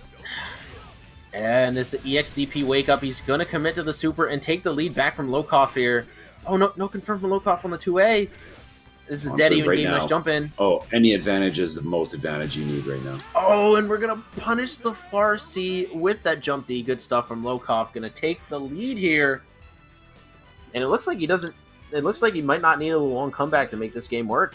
And now Johny down to just the BJNA. And we'll see what it's able to do here. I'm loving all these little short hops, just keeping the pressure up. Oh, it is a DP break and get a little hard knockdown here. Same side. Oh, really good press from Lokof there. Just to try to check low and a cross up, something that you'll see a lot of players do, not even just for BJNA. This is just a very common offensive option. Yeah. Throwing out 2A honestly does a pretty good job of covering something like that. So once again, good cognizance from Lokof. But unfortunately, he is going to lose that character, and we are down to the anchor battle yet again, but with significantly more meter in Lokof's favor. Oh, that was great pressure by Johny. Get that Gato out of here. I want Luong, and what do we got here? Spending 2 bars for the full screen convert, going to be doing about 35. And again, any advantage is the most advantage that you need right now. This is such a great position for Lokof to be in. Yeah. Is this it? Yeah, because this is going to be it. Luong, oh my goodness, because he had the lead as Luong, he had no reason to try to force it against Johny. And Johny was not really able to crack that neutral open as consistently as he needed to. So Lokof going to take that 1-2-1 in a pretty close nail biter, yeah. So and once again, great set to both players.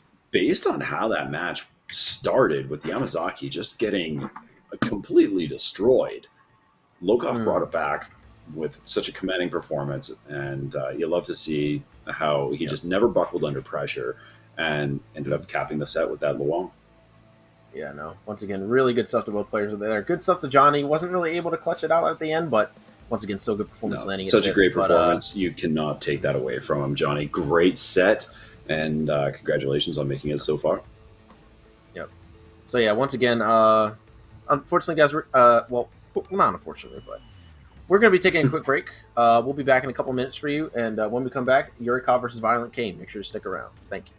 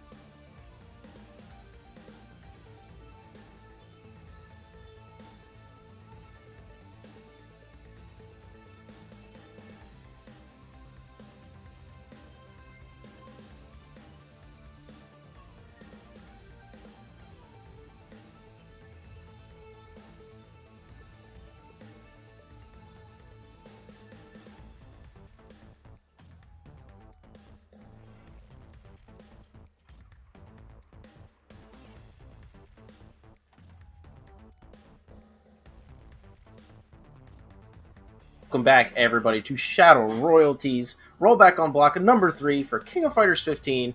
Once again, guys, if you want to be reminded, this does happen every single Friday. So if you guys want to participate in a nice weekly series for KOF 15, or alternatively, oh, my bad, every other Friday. Same for GDST as well, every other Thursday. If you guys want to partake in that, and make sure you guys check us out, and we will be sure to accompany you if you guys want to participate in some fine net play tourneys. Right. But back to the sets here. I believe we're actually going to be having Yurikov versus Kane next. Ooh, this is going to be sweaty. The sweatiest set. The sweatiest set you could imagine. Winners finals, and there's only going to be one set that's sweatier than this, and that's what's coming up for the winner of this afterwards, and that would be grand finals. Yep. Can't get sweatier than grand finals, bro. No, absolutely not. I mean, you'd hope not anyways. I mean, hey, man, listen. Go 0-2, just tell the top players are sweaty. Just don't even hesitate. Nope. All right. Really kind of pointing Elizabeth here. And look at the rest of that team. He's got Luong and Matenkun on standby. And looks like Violentkain just going with Shotos for days. Yeah, you're already rocking with Kyo. I don't know if I'd call Kyo a Shoto, man. I can do this. No? He don't got no fireball. No. Okay. That's a whole record character. All right. Oh, you know what? I'm mixing Kyo up with Rio. Yes. Yeah. There you go. That's better. My mistake. I'm sorry. Don't hang me. No worries. But once again, looking like a pretty decent start here for Violentkain. You can see Yurikov just trying to control that space, trying to go for those cross-up jumps when possible. That is definitely one of Liz's strongest options. He's been pretty consistent with air-to-airs too, but hasn't been able to cash out really hard on big damage yet. Yeah, and we got a slight life lead by Violentkain right now, but we know how this game works, and that nice little poke, and that is going to close that round out. Good start for Violentkain. I was going to say a single touch could just erase that life lead, but Violentkain decided to shut me up nice and early. But here we go. We've seen what Long can do. And already getting a nice little hard knockdown in. Oh my god, the jump ins. Oh, it's just very nice. Such scary pressure to deal with, and we're just going to spend 2 bars here. Get as much damage as you can. Step. And a throw at minimum will do this. Oh my god, but he gets tagged again, and there are 2 bars. There's 2 bars on deck for Violentkain. He's going to spend the level 2 here and kill this character. Slash. Boom. Wow. Oh, man. Yeah, just decimated that character. But really good cognizance to realize that he was going to get the second bar back as well there, so he could do level 1. And that is the difference between top-level players and you could almost argue the rest of us, but, they're watching every aspect of their screen at all times, not only what they are doing and what their opponent's doing. They're watching life bars, they're watching their meter, and they're likely also watching that guard meter at the top so that they know when it's time to start burning. Yep. All right. Yurikov finally going to take out that Iori with that nice clean dash punch. We've seen Yurikov's Matenkun do a lot of work, but this might be a bit too much of an ask. Just a bit. Until we see what he can do here, then we can't really say anything about it. He still has a pretty healthy life. He's still got enough life to make something happen. And we've seen what he can do against characters with these reads and anti-airs and all that. A little too close to the wall for that combo. Gonna go into level 1 here, into the level 2. Look at all this damage. This rock is getting decimated, and just go with the meaty attack. Actually had the meaty, but unfortunately was just not able to get the correct conversion. And great slash kick on that hop. Oh my god. And honestly, before the flash kick on the hop, let's talk about how he used the flutter kick to avoid that ground fireball on trip guard. Oh yeah, no, that was attempted trip guard. Again, like we were saying, man, the awareness of these players is off the charts at all times. But this is going to be definitely a little bit harder because now Kane mastered this 3-bar KO. One confirm here will lead into a level 1, level 2, and it will probably kill. But Yurikov finally building that bar. So yeah, he has a little bit to threaten nice here. Oh, And this could this is just gonna be do it. Yeah. Gonna As long as he spend doesn't that level drop it, 2. this is gonna be it. And Shazam! Shazam! 1-0. Shazam! 1-0. And once again, guys, this is winners final, so we are in first 3 territory. So Yurikov has a lot of time to figure out what was wrong in that game. And honestly, he did most of it with my Tenkun. So if he can just clean up the point war a little bit, maybe. For sure. If you could do a little bit more with Elizabeth, and I don't want to say use Long as a burn character, but like the more damage that he could do on point, then that puts Mitenkun as an anchor. Well, and he switched up order, but definitely probably a change for the better. Mitenkun on point, so he can try and eliminate as many characters as possible before he has to move down his own roster. Yep. Elizabeth is absolutely a much stronger character on anchor, having access to really easy damage. Off a nice clean low confirm. Her cross the button becomes much scarier because you can confirm a 2B into a super, and it makes the character very strong in that position. But and like I was saying earlier, I personally believe that my Tenkun is much stronger on point than in other positions. But I think Yurikov was honestly just trying to catch maybe a better matchup by having Elizabeth on point, but it just didn't end up panning out. And now he's already performing much better against Kane in this point war. Yeah, and one thing I noticed that wasn't happening with Elizabeth on point was he wasn't using Reflect on the fireballs that were coming at him. Oh my goodness! And oh god, the Iori did so much work last game, but immediately getting knocked out of the park by that my Tenkun. Full health for Yurikov here against the Rock. Not a great start if you're lose much to start. I don't think he even lost 10% of his health to the Yori in that first round. I don't think he officially got opened up. It was chip damage, if anything. But this is not chip damage. We've got Rock going to work here. Yep. And that's a little bit dangerous for my Tenkun because Rock does have like a really nice, clean, easy safe jump setup that he can do to deal with that flash kick in that situation. But good cognizance from Yurikov to just roll away because at that spacing it is a little hard for Rock to catch that. Oh my goodness, nice EXDP on that hop. Goodness, man. Oh, and he did it again. Great buffer, and he's gonna block the flash kick this time. And such a great punish on that block too. That was instant. Really, really good stuff. Coming out from Kane. Immediately back at it. All right, we got our middle characters, both at full health to start the round. Yep. Now this one I feel I think this would be a pretty even matchup, honestly. Rock's got the tools to keep some pressure on from a distance with the fireball, and he can close the distance really quick, but Luong has just got that space control. Oh, that mix-up was so disgusting. Just an amazing same-side mix-up Yurikov there. And just honestly just completely running over Violentkain right now, but unfortunately confirms with the wrong kick, and now he's going to be taking so much damage. Level 2 super.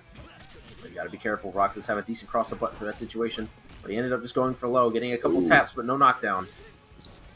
Yeah, trying for the close C, and didn't quite pan out. This is so close. Oh, and the one touch away. Command grab. This isn't going to kill quite yet, but we are at dead even life.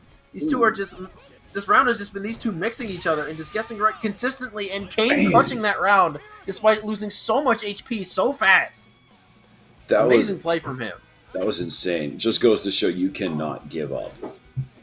If you can get a touch, you can win. You can't give up on anybody. You can do it as long as your character has a strike invincible command grab. Yes, sir. That's all you need. Where there's a will, there's a way. I can't even talk, man. I play Rock. I can't say nothing, but... And there we go. All it took was one well-placed foot, and Elizabeth sends Rock packing. We are down to the anchors for final round. Yuirkov trying to even this up. Yurikov has a bit of a meter advantage here, and that's really important because if you have two available, you can do Fardy max mode level 1, level 3, which is such a strong confirm for her. Because about 75%. So one bad counter poke, and there he is. He was looking for it, and catches a quick get up. Okay. This is not a bad situation for Yurikov. Unfortunately, unable to punish that roll. Well, nice overhead, actually getting a bar out of Kane too as he went for Shatter Strike. But this is not good if you are Yurikov getting pushed into the corner. Nice solid 50% damage.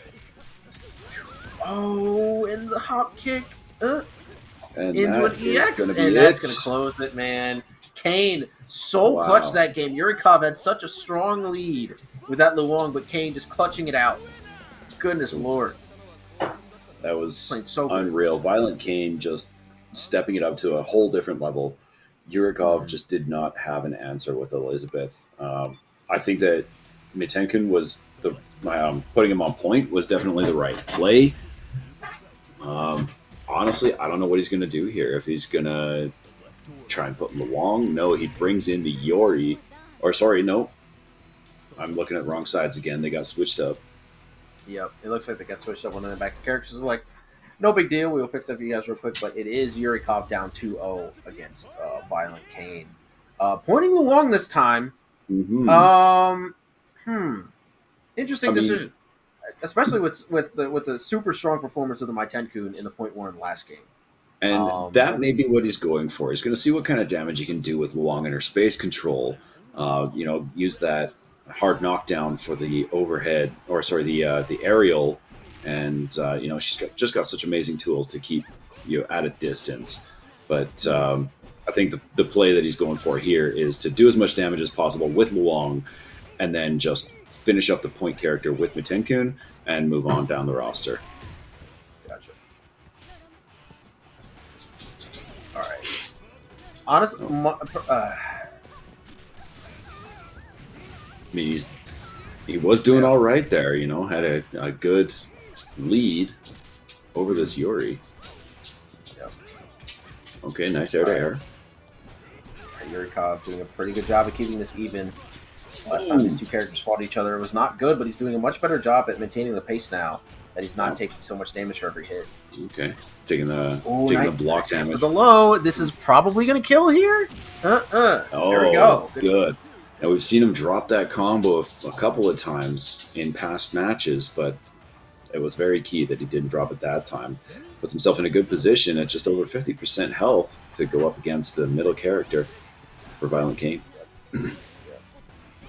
Kane's Rock definitely did a lot of work against Luong in the last set, and I think Yurikov was definitely betting on winning the point war against Iori there. Even though it didn't go super well last time, he really needed it to, so he could have a nice head start on this Rock, which cost him the match last game. So we'll see if he can keep it consistent, or if he can get any more damage on this Rock before losing to Luong. And just this is great. Oh, this close C, the close C hit. Close C, man.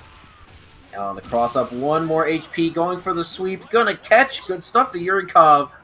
Maybe looking at an OCV here, he didn't take that much damage that game. No, not at all. And it puts him in he's slightly lower than he was to start last round, but he still has two characters in the pocket. He's playing very, very, very good with Luong right now. But already definitely kind of trying to see the whiff cancel himself out of the corner. And almost does, but he is just going to get level 2 here. Yeah, that one's going to close it. We're going to do the little flame swipe there. Swipe or no swiping. Yeah. He still has a lot of ground to cover, does Violentkain, if he wants to take this set point. And Yurikov. Oh, big task ahead of him. Yeah, this is going to be pretty hard for Kane, but honestly, he's made daring comebacks within this set, so we'll see if he can keep that up. But immediately going to get super confirmed right there. Not an amazing start.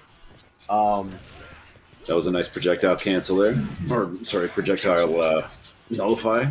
Not really sure what you call it in KOF terminology. I believe he was just guard point. He's guard pointed through the fireball. Oh, and the flash nice. Again. Oh, rough whiff. Kane's in big trouble right now. Yeah, Kane not looking too good, and the defensive throw after the jump, and Yurikov finally putting himself on the board in the set. No comebacks, no nothing from Violentkain this time. Yurikov is going to take that game pretty cleanly, and that Luong on point was doing a lot of work. Oh yeah, that was such a good play, putting Luong on point, using the space control to his advantage, and we'll see if Violentkain answers by switching up his order. We'll see. It looks like they just went right back in the rematch, though. I think so. I'm curious. I'm curious. We'll I think Kane just wants to try again. He just wants to try again on that point war, see if he can make it work. And if he has to switch, he will. But I think this is pretty much no. how I thought it was going to go. Now that he saw how Luong was being played on point by Yurikov, I figured that if it was just a straight rematch, he would try to stay back with Yori and use more of a zoning play style. And that's how he started the match. But now he's trying to get in and mix it up. Oh, and that 2C getting caught by the Shatter Strike. Pretty brave decision making from Yurikov there. And yeah. And like one really key part of Luong, I think that is actually really good against the Yori here is that CD cancel. It covers so much space that Yori wants to be in, like all that space where he can quickly travel with that jump CD, or that spacing where he wants to do like Hop Taco or something like that. He will be getting caught by that CD, and oh my goodness, the whiff cancel again. Yurikov just on point, catching Violentkain's movements with that option. Okay, he's in about the same position as he was last match. He's a little bit lower, but still roughly the same. And we got pretty much the same projectile with Rock. Oh, nice block on the Shatter Strike. Once again, another throw from Yurikov. Yurikov recognizing that Kane is a little bit afraid of that cross-up, so leaving himself open to just get thrown. And another level 1, man. Yurikov has been playing so clean with Luong today. It is such a bread and butter, and it does so much damage. You'd love to see it in such liberal use.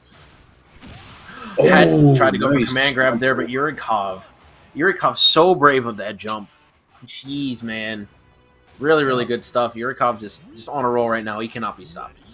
He cannot be stopped. No, Luong on point was the right call for sure. And let's see what he can do. Let's see if Violentkain can make this comeback with Kyo. At least take Luong out of the picture because he's sitting pretty right now. He was up at about 60% to start this round. This is a really rough change of pace for Kane here. He had really been like playing super well the entire like first 2 games, and then Yurikov is now just starting to beat the brakes off him, and he needs to change something up. He needs to change something up before this next game happens. You almost wonder if he's even a little bit rattled, and it's throwing him off his game a little bit because I don't think we've seen him play so defensively or recklessly as he has in just the last few rounds or in the last game. Absolutely. Okay. Sweeps coming out from Yurikov. Just trying to control the space. Has a full character lead. Doesn't really have to take that many risks against this Kyo. Unfortunately, gets punished for the hop there with that heavy DP, but we'll see. And buffered the flash kick, but no punish. And no punish again! Nice throw. Okay. Record pressure. And another good DP from Kyo here. Another good DP from Kyo here, man. And what I'm loving to see from Violentkain's Kyo right now is that he's making a charge character come to him. Yep. He's doing a very good job of it because even if Yurikov like even if they time out and he doesn't get much health back, he still has like a pretty decent lead, and this will be enough to make a comeback with if he had to. It'll be hard against Elizabeth and not get tapped, but that's right. Totally possible, and actually going to get a little bit back there, taking out the My Tenkun. We might be in clutch territory here.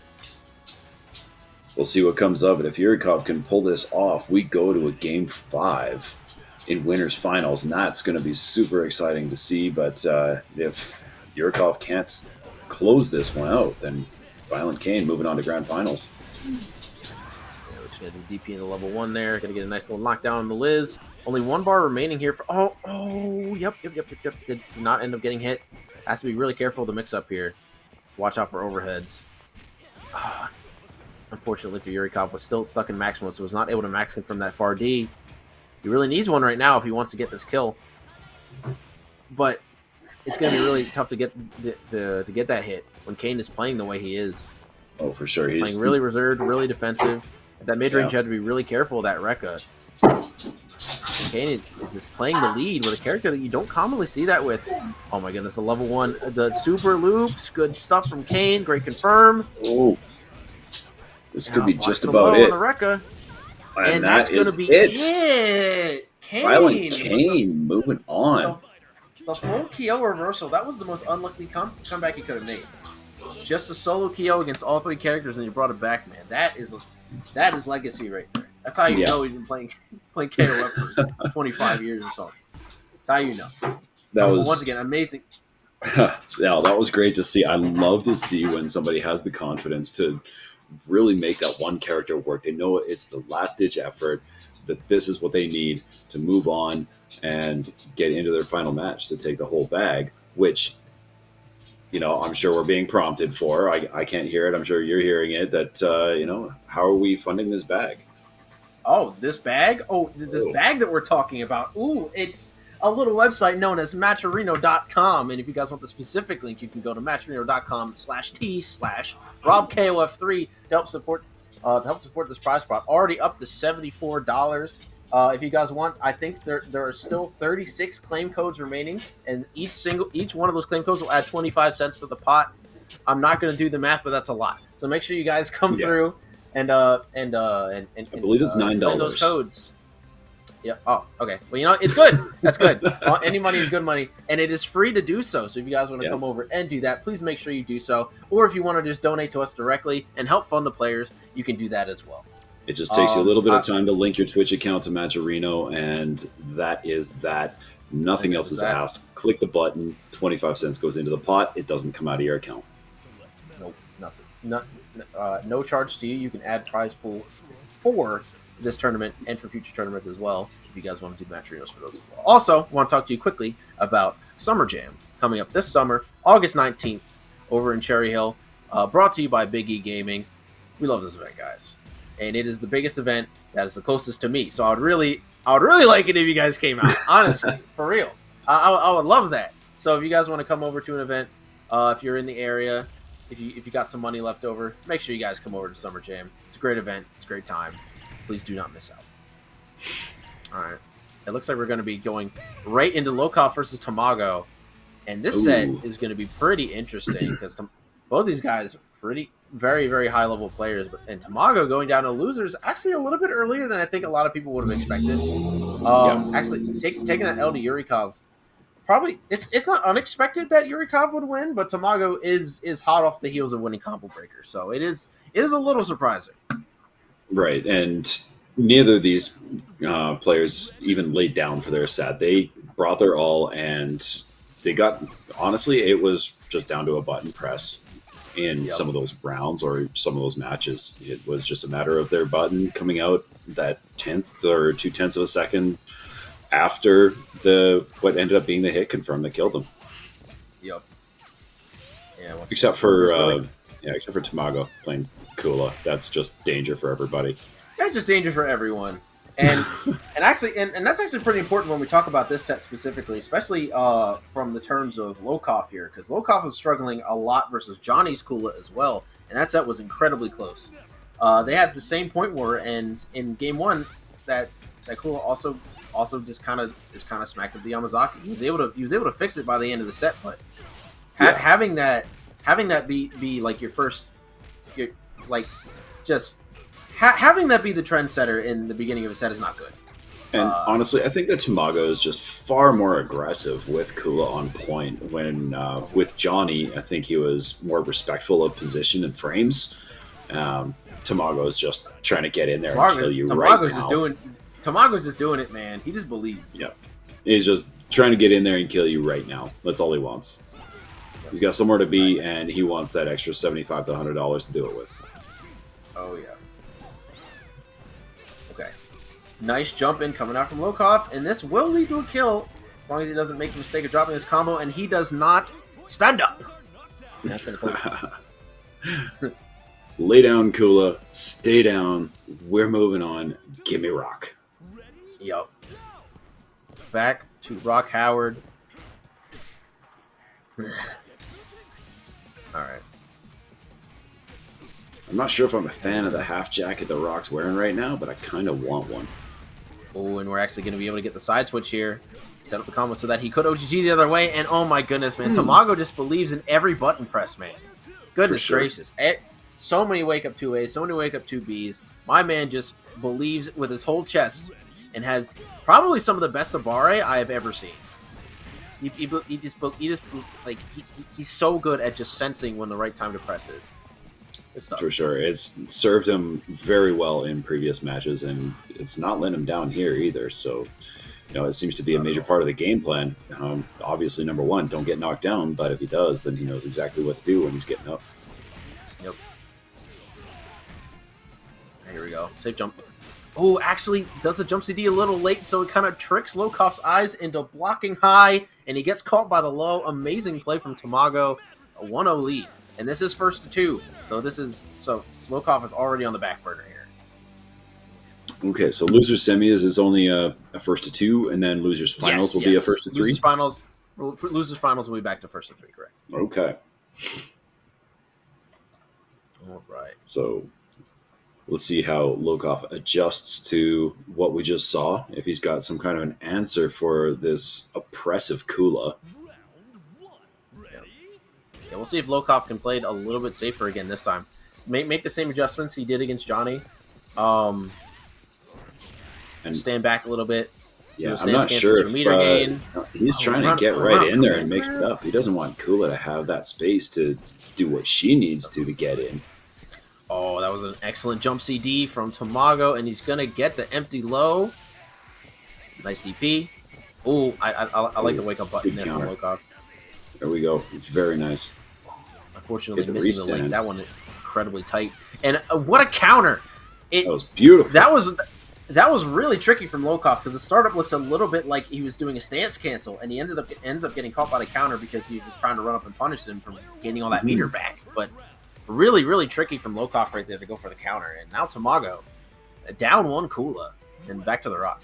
And that is, honestly, I think that's going to be almost crippling. I mean, he's so good with all his characters, but not having that Kula available to just do all the damage where the other characters can close it out, we'll see how that works out for Lokof's favor.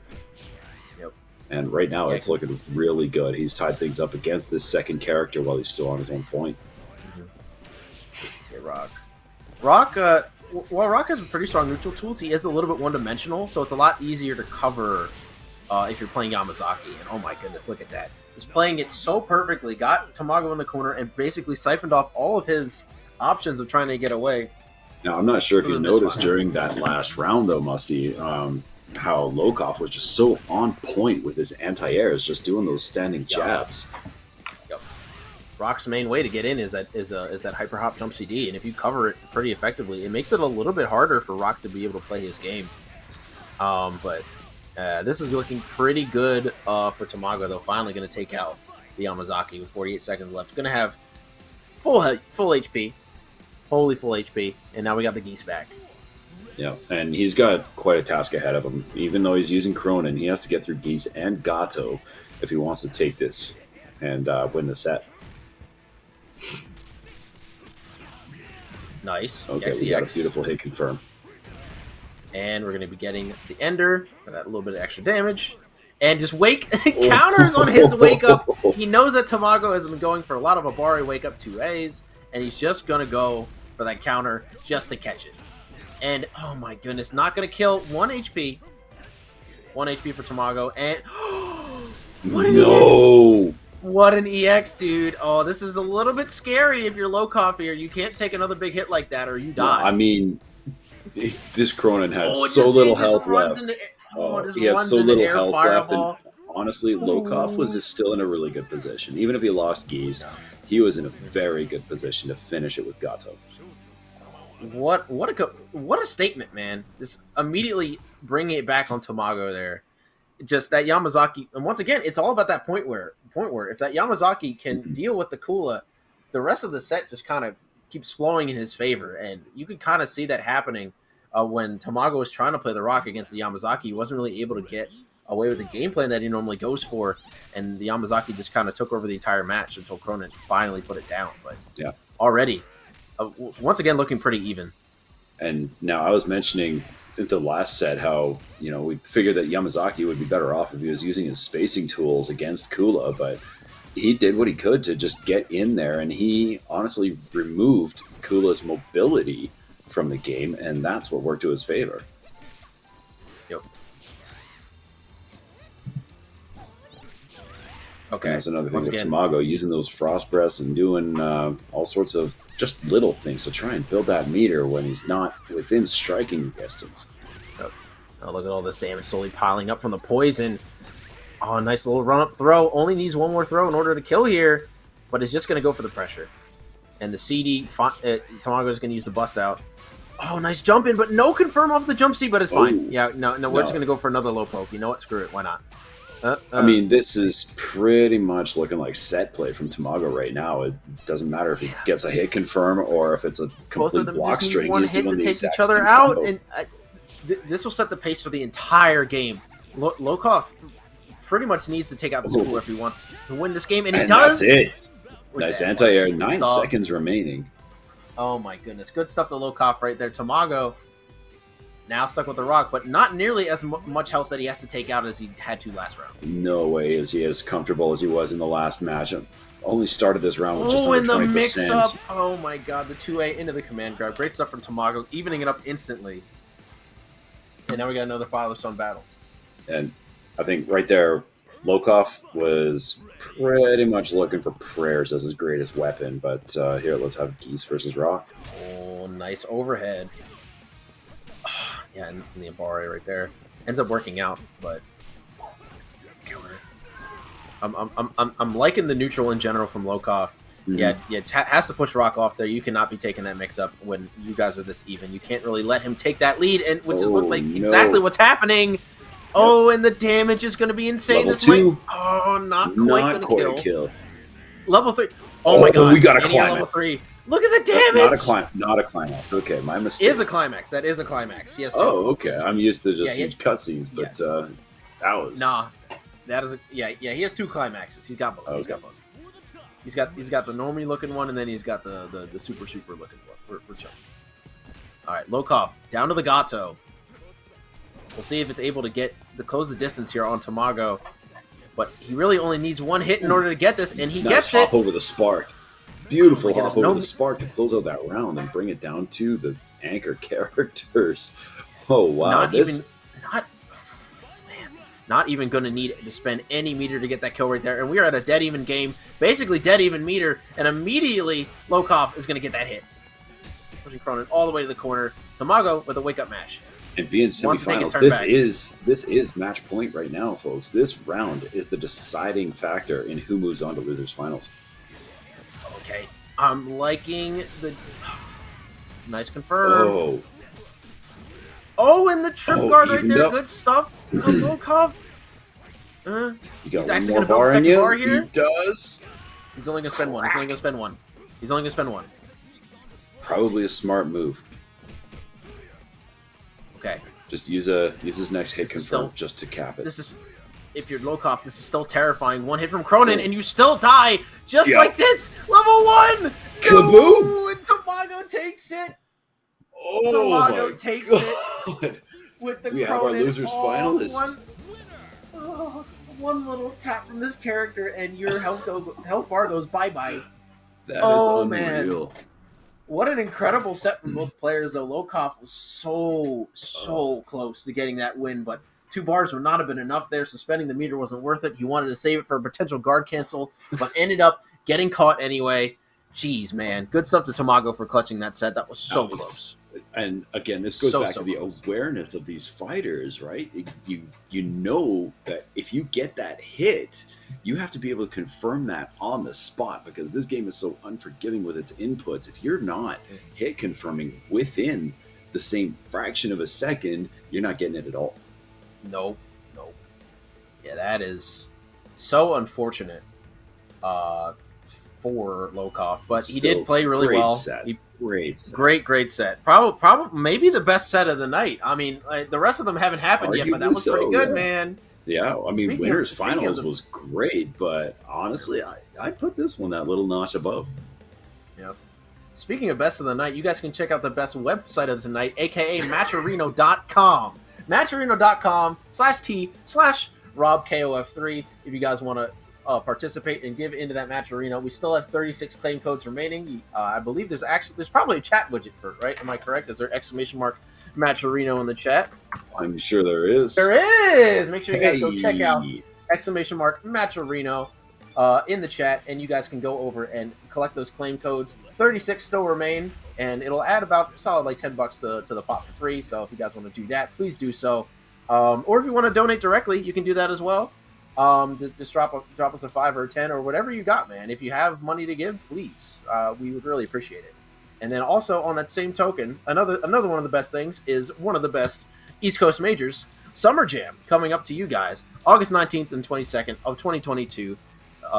Brought to you by Big E Gaming over there in Cherry Hill. Make sure you guys come through for all your favorites for Tekken 7, Guilty Gear, KOF, Street Fighter, or Marvel if you're into that. And make sure if you can't go, make sure you guys watch. There'll be more than a few streams, but if you guys want to watch, that would also be acceptable. I appreciate that.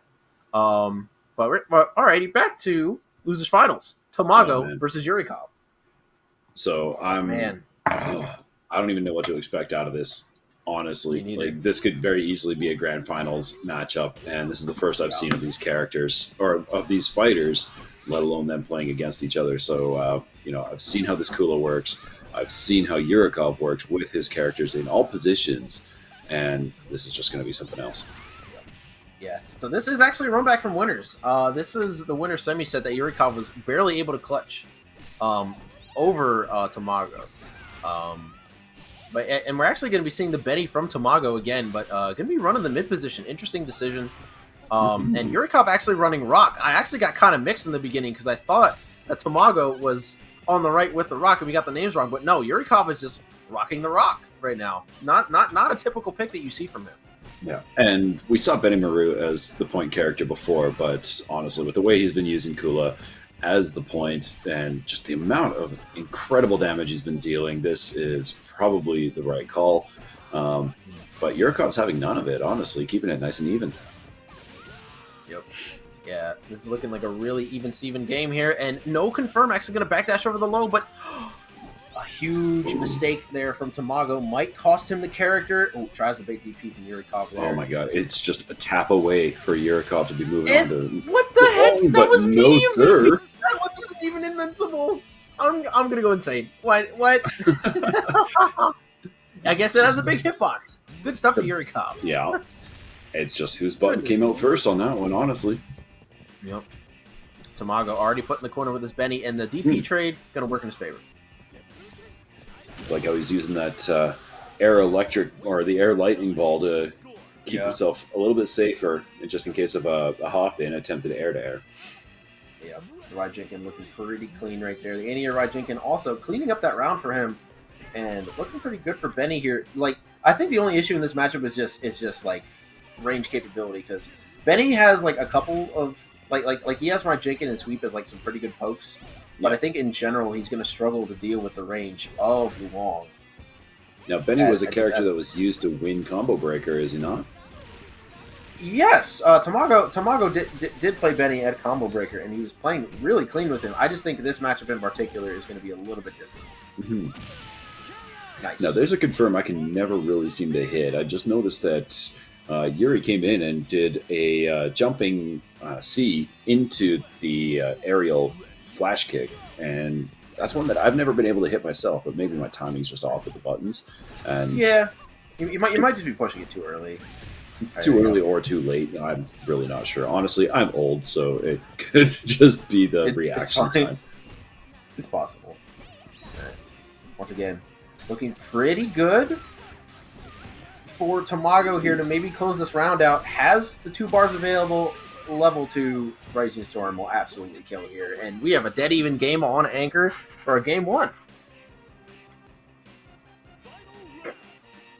All right, let's see how Tamago plays this against Yurikov's Matankun. No, he's going to get right in there, and he wants to do all the damage right now. He's not going to worry about the charge factor. Rolls nice away from the command grab there. Yeah, I think if Tamago was a little bit sooner, he actually would have got the command grab out of the roll, but unfortunately was not meant to be, and is now stuck in a bad corner position where Yurikov might actually be able to bring this health deficit back. Has 4 bars available, but he is just going to get this confirmed, clean it up. Tamago, 1-0. Commentator's curse right there. Commentator's curse, instantaneous, man. It's been happening all night, and you'll love to see it. If there's anything that I like more than, if there's anything that I love about commentary, it's being proven wrong when I'm trying to call something, and it just means that these fighters are just so in tune with their game, with their characters, and with their situation.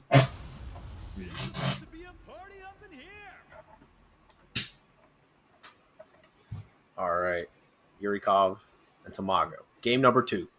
That was really close to Yurikov, and he had a good position going. He was just unfortunately not able to capitalize, and Tamago's defense was just really on point at the end of that round there. So All right. We'll see if Yurikov is able to maybe get a little bit of a stronger situation by the end. But we are on to the point, Luong. We are putting Rock on the back burner a little bit. Yeah, and Yurikov was pretty commanding with his point along in the past matches. So let's see how he does against Kula here. Nice throw on Wake Up. Oh my god. CD stance cancel. So strong for this character. Controls so much space. Oh. Same side. Okay. Like, I just want to sit here and watch this. I don't even want to interrupt the enjoyment of the people watching right now by trying to call this and possibly making some kind of a wrong call or being proven wrong again. But we're just seeing exactly what we thought we'd see. Tamago putting on the pressure when he can. But Yurikov the play is checking just it really well. The play is just so excellent that it's hard to even poke holes in either's gameplay because there really isn't any. Like they're just playing they're playing so cleanly at each other, and it's just a matter of who gets that hit first. And it looks like it's going to be Tamago this time taking that point war. Yeah, it's just B&B after B&B. That's all it took. All it took, man. Tamago though, very low on HP, so Yurikov could definitely just clean this up almost instantly. And yeah, just like that. It's just going to be just like that. Just like that. One punish. Yep. One little punish. And not even a perfect fight, though, because he did get chipped a little bit. So that thing that you don't like didn't happen. We're good. I'm okay with it. All right. All right. So now we got the best jacket in the game versus the best hair in the game. True. All right. Ooh. All right, here we go. And the air throw so clean from Tamago. That's definitely that's one of the things that elevates his Benimaru is how consistently he will air throw you out just out of a quick hop. He's really good at playing neutral and calling that out, and it gives him a hard knockdown, so he can do stuff like this command grab, for example, which he's going to be using to bring Tamago or to bring Yurikov all the way. So much more he could have done out of that, but he decided to save the meter. Oh my god, the freaking cancel, man. Here we go. Big combo. Into the Raging Storm. Look at all of that damage, man. Jump CD, jump CD, jump CD. He's really... Yurikov is really trying to condition Tamago to just go for a DP so that later he can bait it.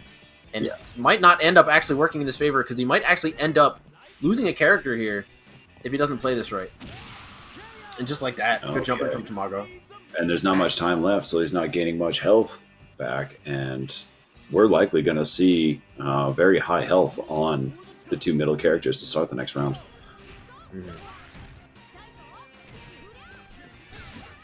Didn't quite get to confirm. Nice little reversal there from Tamago. Definitely wants to waste a little bit of time, but not quite meant to be. Great flash kick from Yurikov. And as expected, we're at full health with both the anchors. Losers Finals, Game 2, anchor characters, nice. That was a beautiful anti-air from Yurikov, but spend the full bar here. Tamago just relentless with the pressure.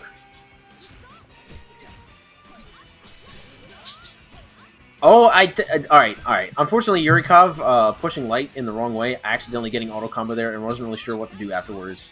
So good recognition to just stop. Because I think if he pushed one more light button, he might have accidentally got a super out and wasted meter. So, yeah, making the best of a bad situation there. And I find if you get like two of the light punches out, and you end up hitting a light kick in there for whatever reason, whether you think it will be the combo or whatnot, this is mainly towards us beginner players. It does just go with that continuation on a rush combo, so you still have to be very mindful of that. Yep.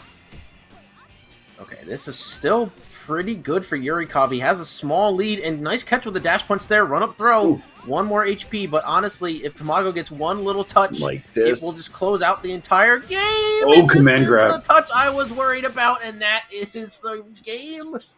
Oh, great stuff from Tamago, clutching that one, gripping it from Yurikov, who is now down 2-0 in losers finals, man. Yep. This is scary. So Yurikov has shown some... Sorry, carry on. You go first. All right, I was just going to say that being a final, it was this is going to be a first of 3 wins, a best of 5, and this is game point for Tamago. Yep. Tamago, 1 game away from moving on to Grands, but what I'm currently unsure of is if Yurikov is going to, because we saw in Yurikov's last set, in his winners final set, he can still show signs of life even when down 2-0, because he was able to dominantly take game 3 from Kane, even though he did end up losing that set. Yeah, for sure. What I'm curious on is if we can see that again, but maybe a little bit more so against Tamago. I do think Yurikov is definitely capable of bringing this back. He's a very, very strong player. So we'll see if he can. We'll see if he can clutch this one up. Yeah, I mean, these guys aren't here for no reason, right? And they're not going to lay down and just accept defeat. Yurikov's going to do his best to run this back, and honestly, it all is banked on him eliminating Kula nice and early with a healthy life bar.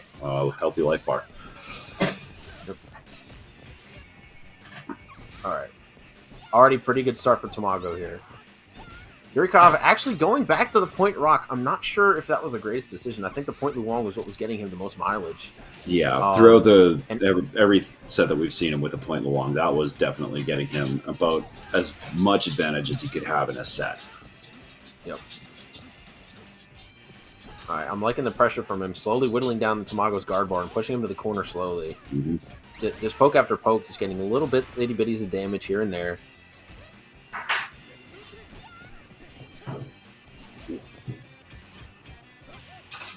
Oh, and the Farsees just keep connecting, but he's not really confirming them into anything.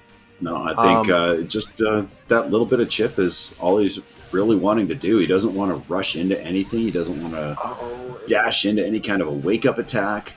It's just keeping that distance, but it's all that Tamago really needed.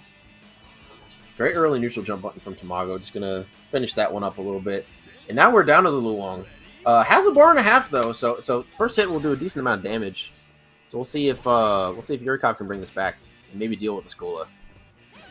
There's a nice read there, running in and just going into a low guard so that you could go against those 2Bs that he knew were coming out. There we go, long level B&B. 1, not quite gonna kill. And there we go, nice cross up. Disgusting. Disgusting left right there. That was gross. That was actually disgusting. He's all the way in the corner and getting left righted. Like, what is happening? Yeah. All right. Once again, though, good stuff to Yurikov. Got it down to basically even, because once again, this Luong has been doing most of the work tonight. Oh man, all these nice little throw. hop attacks just getting the push into the corner. Nice CD. Fortunately, did not get the cancel, so wasn't able to get a full conversion, but does have Tamago pushed all the way in the corner. Oh, here we go. We got a quick max. Well, I'm surprised we didn't see a level 1 super right there, but he is just going to spend all of that max on EX Fireballs, which all do connect and lead to Tamago taking that round with a pretty dominating amount of health. Man, he's got a lot. Got a lot to work with. Oh, for sure, and he's still got another character to go as well if Benimaru does get eliminated, and this is game point for Tamago. Yurikov really needs to buckle down and take out this Benny here. He really can't afford to make that many mistakes, and he needs to do it quickly as well, or else he won't be getting enough health back to make it worth it. That being said, though, he's not really taking that much damage. He really hasn't gotten it, solidly hit yet. It's looking really good for Yurikov right now. He's got 10% to go, less, and that's it. He's got 44 seconds on the clock. We are going to have a full health Mitenkun versus the Rock anchor for Tamago, and let's see if he can take this and stay alive. Yeah, this anchor battle has happened every game, but Tamago has taken it pretty solidly. His defense against Mitenkun has just been really solid. And his Avare against Yurikov's pressure game has just been pretty excellent as well. He's going to spend another bar here. Probably even just not going to let loose the super yet, because if he gets one more hit, he does just close this out just like that. And that's no mistakes from Tamago here, man. Yurikov just getting caught 3 times in a row, and that is going to close it 3-0 for Tamago. Even though all the games were close, I felt like the anchor battle was always skewed toward in Tamago's favor. It really was. Absolutely, and very commandingly so. Rock over Meitenkun. It was just so overwhelmingly in Tamago's favor. Yurikov played really well, but honestly, I just don't think he could have had an answer for that matchup. Yeah, I think there. Like, I'm not even sure that there was that much he could have done to play it out better. But I think Tamago was just playing really solidly.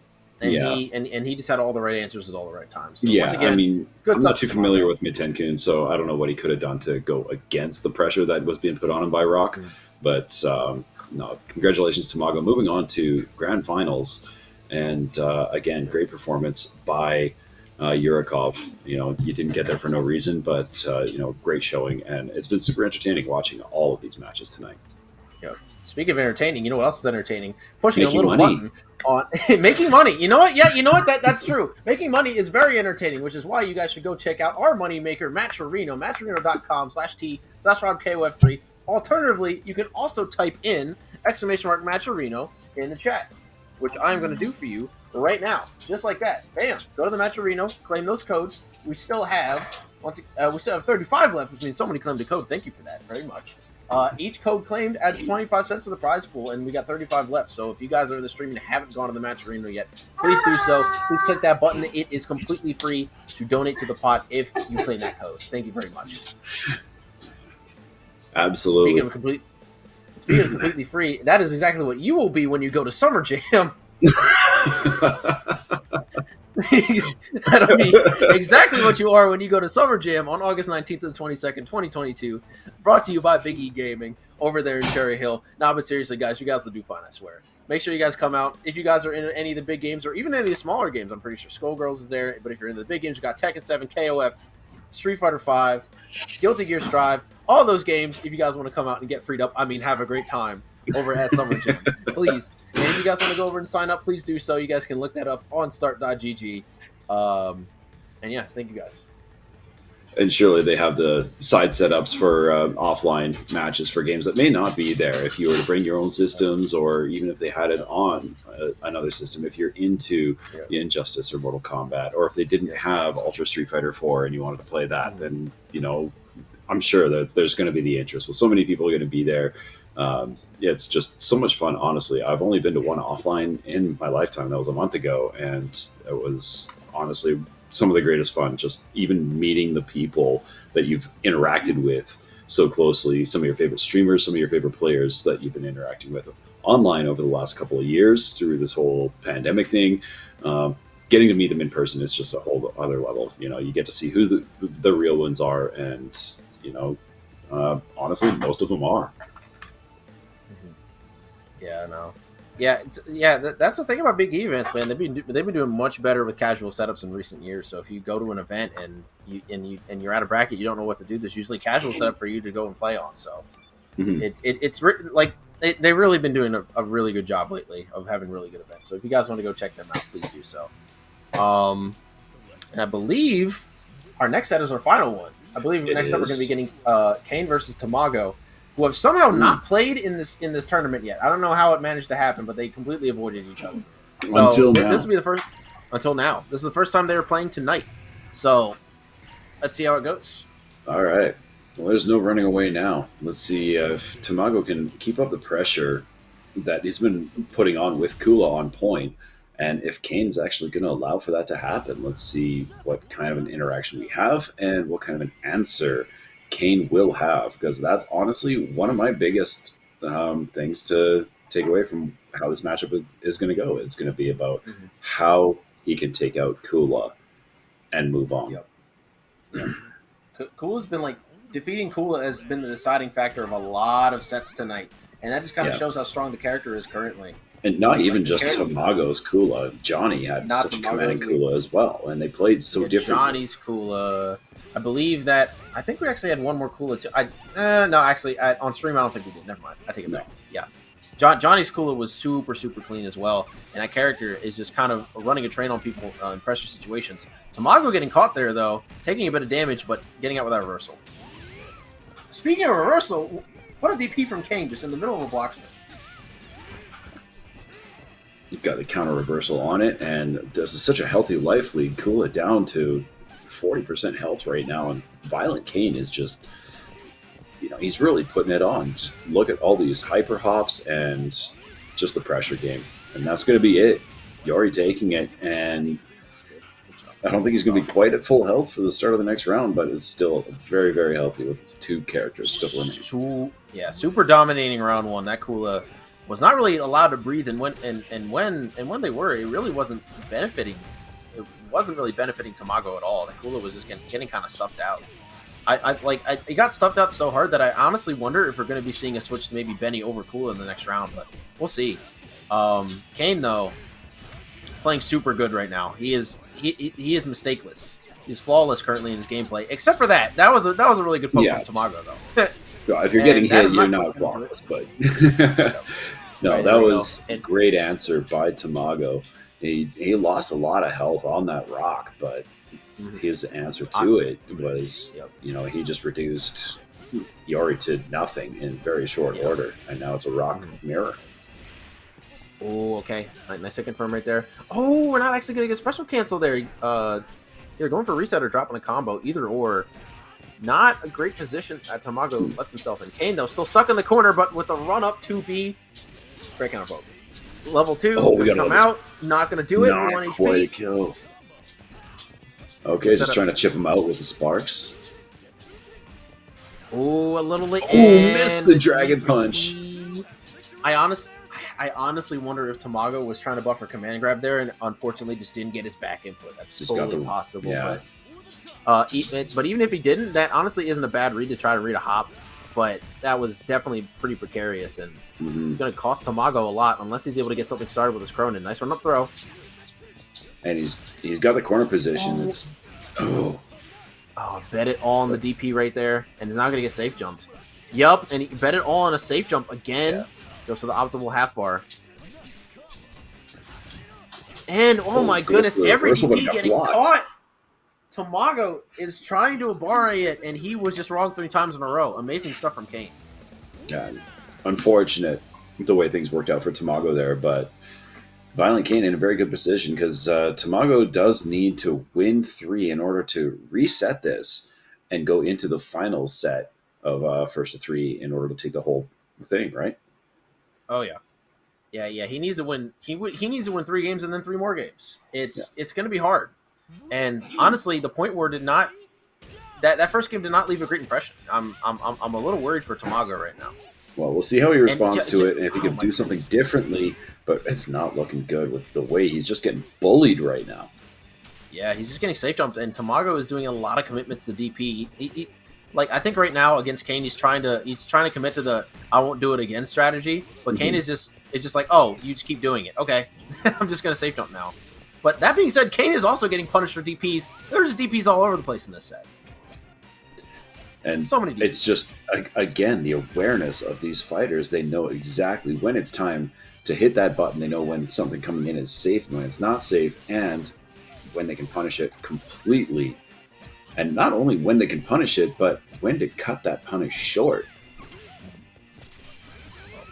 And an amazing cross under Violentkain. Going to get into the DP. This is a much better situation than Tamago was in the last round, but this is still not great. This Yuri has been playing so clean tonight and did so much damage to the rock last time, but like I said, much less health on Kane's part this time. It should be much more doable for Tamago if he can get that nice strong start. Oh, for sure. I mean, with now 2 bars of meter on Tamago's rock, he's 1 touch away from getting Yuri out of the fight. God, the 2A, man, just so clean. And another really good aspect of Tamago's gameplay in all of his sets is that he's been catching run-ups really consistently. Like a lot of the times when you try to run up to somebody, people are worried about throw, or they'll be worried about like an early press to try to catch a jump. So if you commit to like the really late mash, and you react to the run really late with a 2A, you'll catch them a lot of the time. And Tamago's been doing a really good, consistent job of that the entire set, and Kane is just getting blown Oh back in my the mirror God. right now. Oh, tried. All right. I respect the tempo on the mix-up from Tamago there. Unfortunately, his jump CD was just a little too early. How much meter use were we going to see there? It was going to be my question, but we saw none. And is now this going to he's be dead. the full burn? That's the thing about Rock, man. Don't let him reversal you. If you get No. put in that corner, you are in danger. So much consistent damage. Well, and now we're down to the anchor on Tamago's side. Cronin versus the middle character, Rock. He's just under half health on that character and getting reduced by the touch. Great position for Cronin. Yeah. Oh, nice dragon punch to get himself out of that corner. Let's see what he can do with it. We still have Kyo left on Kane's roster. Yep. Yeah. All Tamago needs, though, is one little trade, and yeah, he will be at full health for this round, but there'll be a pretty significant meter advantage for Kyo here. And not having the meter advantage as Cronin is rough because his damage mostly comes out from metered conversions. So if you don't have that available, it's going to be a little bit rough to play him, and maybe hard to even catch a character like Kyo. We'll see what he's able to do, though. Yeah, he's already in his grill. Yeah, he's just using those. He's in the neutral. He's just using those little empty, the open space hop punch. He's just trying to farm that meter. Oh, he gets dragon punched. It's nice little safe pokes from Kane here. Not really trying to overextend too much. No. I mean, he's got such a healthy life lead right now. And honestly, I think if he can keep the life lead out of this combo, and he doesn't, all he has to do is regain it. That would have been huge, but unfortunately, going to drop the combo. A light DP in the level 1 absolutely would have done it there. Oh my god, it just doesn't matter. It just doesn't matter. No. We're just going to Shatter Strike. Cronin takes it. Cronin, of all characters. Tying it up. Tamago evening the setup. I think we're going to be in here for the long haul, man. I'm okay with that. I love watching this game, and I love playing this game, and I love seeing some of the new tech that I'd love to try on my own. Mm-hmm. So much about this game is just so interactive, and you can tell that there's a back and forth mental battle happening with both of these players, and then Cronin DPs and the round ends. You're like, huh? Now I'm honestly a little surprised that we just got a straight rematch with the way that Yuri has just destroyed Tamago's Kula. I kind of figured he'd at least change up the order or even change up the characters and bring in Benny. Yeah, this round he couldn't do it because you technically can't change. You're not allowed to change characters after you've won a match. But him not doing it last round was a little surprising to me. But it did end up panning out because Akula did a much better job in the next game. Yeah, that being said, though, Kane is just running a train again, and this is not a good start. Yeah, I mean, Tamago did better last time with Kula versus Yuri, but it was still very commanding performance by Kane, and he came out of it with such a significant advantage. Mm-hmm. All right, finally a solid hit for Tamago there. Trying to bait a reversal as Kane has been committing to a lot of reversal DPs and wake-up DPs in general throughout the set, as he just doesn't really want to have to take Kula pressure, but the bait actually doesn't end up working out. No. Okay, this is looking a little rough for Tamago, but slowly building the damage back up. Has a full bar now, so next hit will absolutely kill if he lands a 2A, but has to spend the meter in order to get Violentkain off of him, and ends up getting killed by the command dash. But bringing that round back so much, down to 15, and honestly, his rock has been pretty consistent in just ending the Sayori in one hit. So we'll see if he can do it again. Yeah, for sure. It was also notice that with every match that happens here, that Kula is doing better against Yuri. Came back with a lot less health going into the second round, and that just makes it so much easier for Rock to take him out. And then we have a perfect fight. Yep. Yeah, no, this is looking so much better for Tamago already. All he needs is to just get enough health off of Yuri with that Kula in order to make this game even. But unfortunately, the Rock matchup is very unforgiving as they just mix each other. And this, oh my god, and an amazing 2A from Tamago. Great match. Let's see if we can bring it back and even up the health bars here. I think they're at the point of, we actually have to respect each other's space now.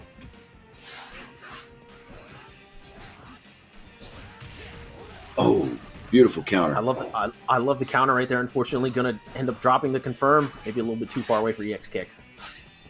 And now Tamago at a meter deficit. Ooh, there's a nice late projectile nullifier there. Projectile collision. That's the word I'm looking for. Yes. Okay. Yeah, it's only taken me about 2 hours, but I finally came up with it. Nice. Okay, respecting space, respecting neutral, respecting each other's gameplay. Oh my goodness, what a hit confirm on the counter. What a hit confirm on the counter hit jump CD right there come out. That's all it takes. So clean. And now Tamago once again down to the Cronin. 2 bars. Oh, he's probably dead from level 1 here. Oh, nope, 1 HP, 1 HP. I think he tried to run up and do overhead there, and Kane, unfortunately, missing that confirm. Gets hit by the ground CD. Even game. Yeah. We're going into the final round here, and both of them will have full health. Yep. We saw how this went last time. It was so commanding in Cronin's favor. Yep. Oh, wow. An amazing start right there. Oh, yeah, we're up to level 4. He's got 4 bars on in level 1, trying to be safe. Bodega. Ooh. Okay.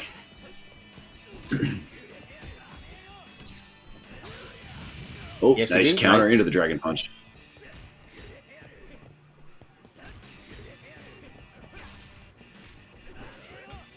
Ooh. Nice. Okay, we got a bit of fire. Just getting him off there. You know, this is just really slow, patient play from both players. Just trying to control the space and just baiting the jump. Oh my goodness, the damage. Oh, and the accidental rollbacks coming up from Kane. That's gonna be it. Yes, it is. Unfortunate accidental rollbacks from Kane. Going to get punished immediately, and Tamago going up 2-1. Reset point now.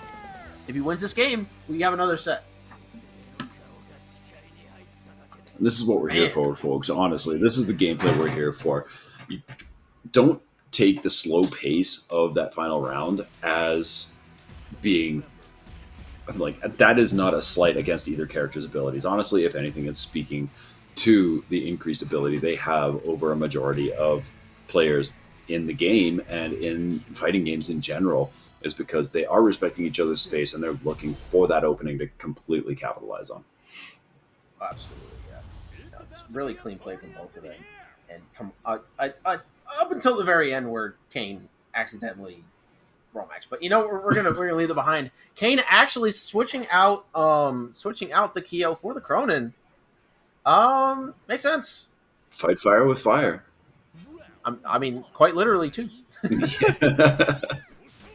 Kyo's fire wasn't strong enough, bro. No. And unfortunately, running into 3 fireballs in a row is Tamago. Not quite sure what happened there, but he is going to get that DP on that jump in. What the heck are you doing? Strategy. Yeah, valid strategy when you block stuff. Yeah. I love it when the layers get so deep that you start DPing other people's wake up. It's incredible to me. Yeah, it's just that next level of awareness that a lot of players do not possess.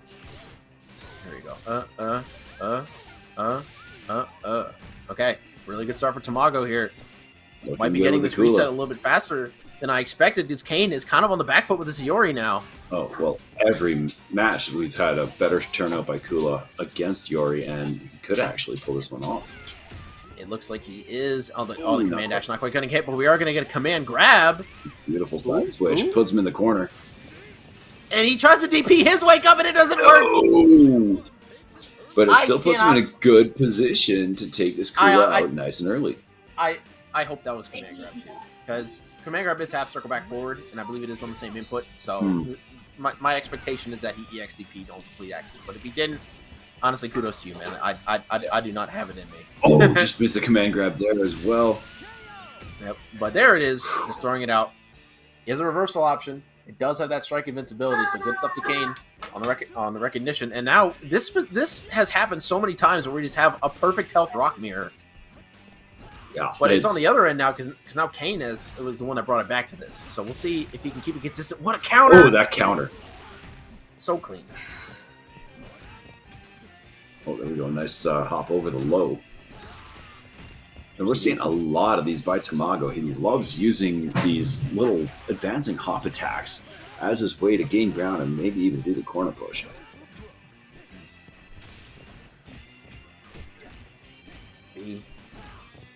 Again, the hot pressure. Just looking for that hit confirm. Nice command grab. He's going to finish it off right here. Yep, Tamago coming out on top of the rock mirror. I swear, like, these rock mirrors always end up with one rock at full health every time. It is, like, it so seems consistent, that way. but it's just which rock got the hit first, and that is just the matchup. I knew the rock mirror was cursed. I knew it wasn't just me. I knew it wasn't just me. Okay. But here we go. Let's see what Violentkain can do with his Cronin now. We haven't seen... I don't think we've really seen Violentkain's Cronin, have we? No, we have not. This is actually the first time he switched to him. And I think we're at the point now where he's tired of wanting to make it work with Kiel in the Cronin matchup, and he figures, screw it. Takes one to know one, right? Yeah, absolutely. And it doesn't seem to matter, honestly, with this. Oh, nice counter catch reversal. On the stagger. But... And we're going to end up saving the meter here. Definitely want to keep that around in case you need a level 2 for this next kill. Also, very close to... Alright, try to punch it with a gun. I respect it. But now down to 1 bar. Next hit will build him up to 2, but this is still scary. Nice. Yeah. Has the 1 bar, but no super confirmed. Alright, nope. Probably just wants to save it. Relying on his ability to get 1 more hit. But save it for what? He's at 30% health on his last character, and that cost him. It did cost him. I think, that being said, though, he kind of needed the meter for the next round, because Cronin without meter against Cronin with meter is just not really a feasible matchup. Yeah. Definitely rough.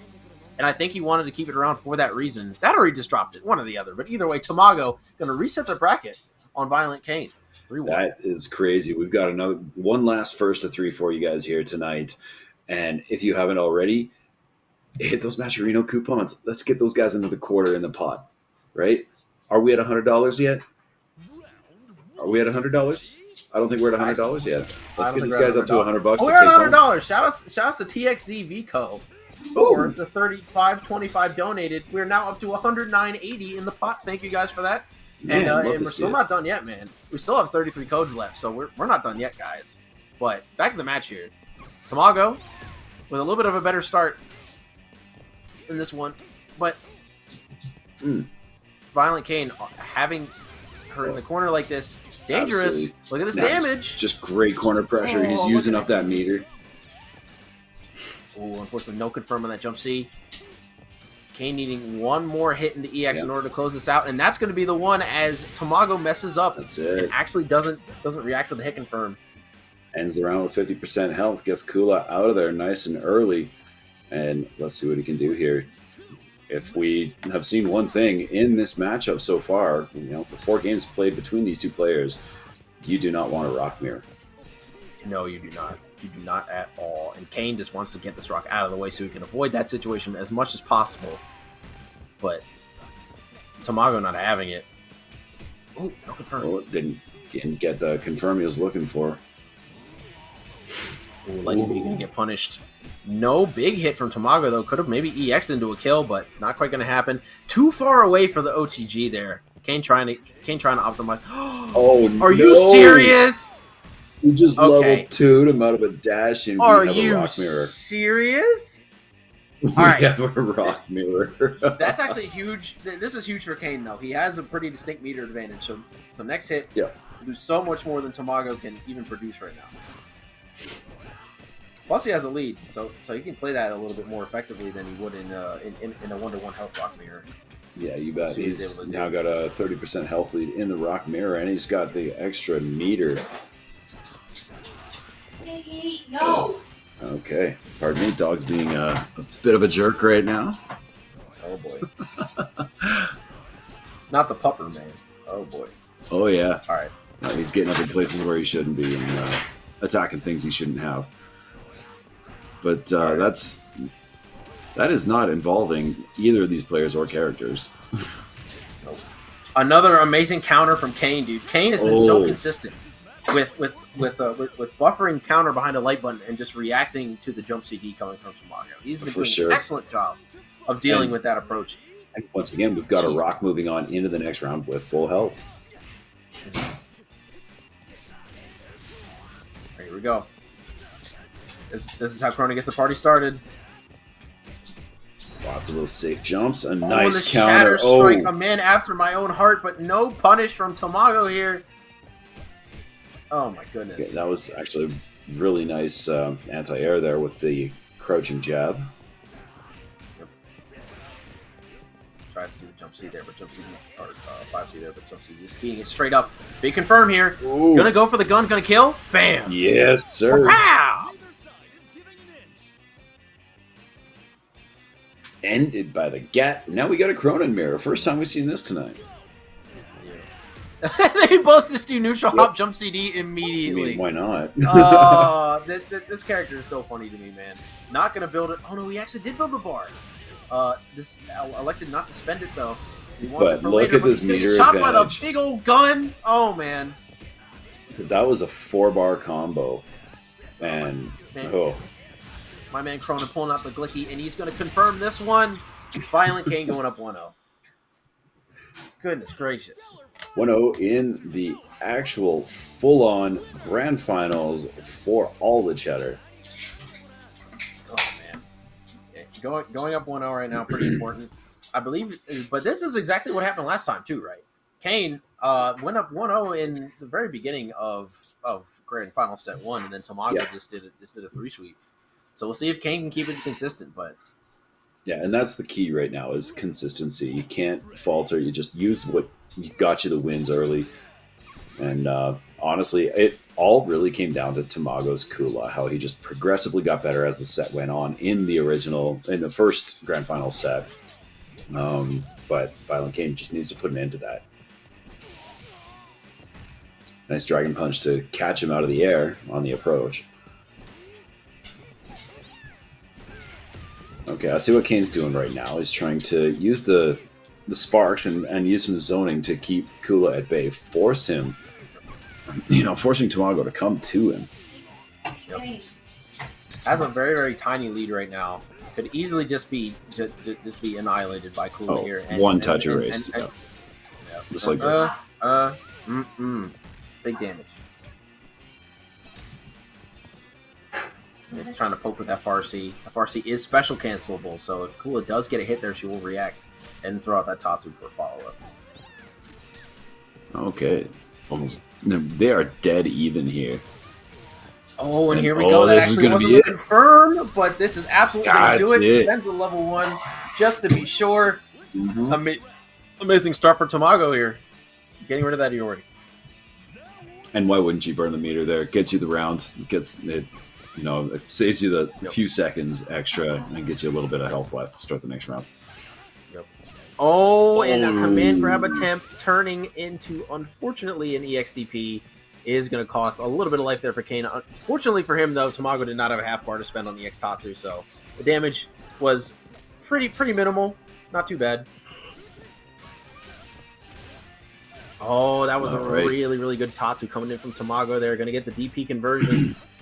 My solid 25 or so percent. Oh my goodness. I'm sorry. Alright, excuse me a minute. Alright. Not looking too bad for Kane right now. Finally, gonna be able to take out that character. And now we got the Rock Mirror again. Mago, still up by like a decent amount of life, on like a solid 30% over. We'll see if Kane can bring that back. EXDP after the counter to avoid a punish. You know what? Fair. I got you, bro. Word up. Ooh, confirming that one. But he's still in the air. And, dude, Kane's counters have just been so consistent. So consistent behind buffered buttons to deal with that jump CD. Nice. Level 2. Okay, I'm sorry about that, but, I'm glad to see that it came back to another Rock Mirror. Yeah, no, we all love to see it, don't we? And he's in such a position right now that we could be seeing a Cronin Mirror as well. It doesn't really... He's just over half health, is Violentkain, and very easily erased by Cronin. So let's see if we get that Cronin Mirror for a second time in the set. Alright. Oh, and the DP gonna get caught, but no super cancel from the DP from Tamago, and that might end up costing him as he goes for the RPS after the -5. Ends up getting punished. Safe jump. All right, is going to get the round. Is going to get the round. He's not going to be up to max, though, even though there's a bunch of time left. He had to take all of that damage. And now he's at a bit of a disadvantage. Actually, well, never mind. I take that back. He has 4 bars in the Cronin mirror. He's completely fine. I don't know what I'm saying. That easily erases the fact that he's only at 85% health to start it, but look at this. Kane, dude. Oh my god, the run up and reacting to the retreating jump. Getting that DP. That's cancel, super cancel. Look at actually OTG after that. I'm surprised we didn't see it from Tamago. You can safe jump afterwards, but what do we got here? I don't know what the heck he tried to do there. An unfortunate mistake. And Kane taking it in stride and is now up 2-0. Tamago with a really unfortunate whiff. And it's going to cost him dearly. And now he only has one more game to lose in the set, or Kane will take it. Yeah. And, big props to Kane there, realizing that even if that was a mistaken input, he knew he had to get in there and punish that immediately and do what he could to take that entire round. Spend the meter necessary, do maximum damage, and just get him the heck out of there. Yep. All right. Kane go back to characters like maybe thinking it over a little bit. Or Tamago going back, I should say. My bad. And they have switched sides again, I noticed. Yes, we do now have Kane on the left. Kane actually just going to end up sticking. Yeah. Kane obviously has to stick with the same team. I think we have a bit of an order change coming out from Tamago. It looks like we're actually going to be having Rock on point this time, so he doesn't have to deal with a meter. And I think that's actually the right call here, because the Rock mirror has just been kind of like it's the been biggest back and issue. Forth.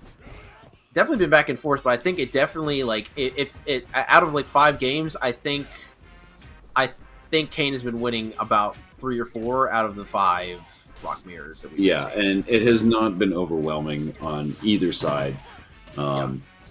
Well, actually, I shouldn't say that because we always had a Rock coming out of that mirror with full health, with a lot of HP. Round. Yeah, but and I think Tamago just doesn't want to have to deal with that matchup if he doesn't have to without a lead. And I think switching it up so that you have Rock against the Iori on point works pretty well, as we just saw as Tamago just beat the brakes off of Violentkain's Iori. For sure, and he's left in a really good position to go into this Rock mirror as well. But even if he was to lose it in a commanding fashion, he's got that Kula that is just absolutely mean to go up against Rock by Violentkain. Okay, nice confirm. Doing a bunch of damage there. Command grab, getting him down a little bit more. We are in the danger zone for Tamago. Oh, nice counter punish. That's going to be it.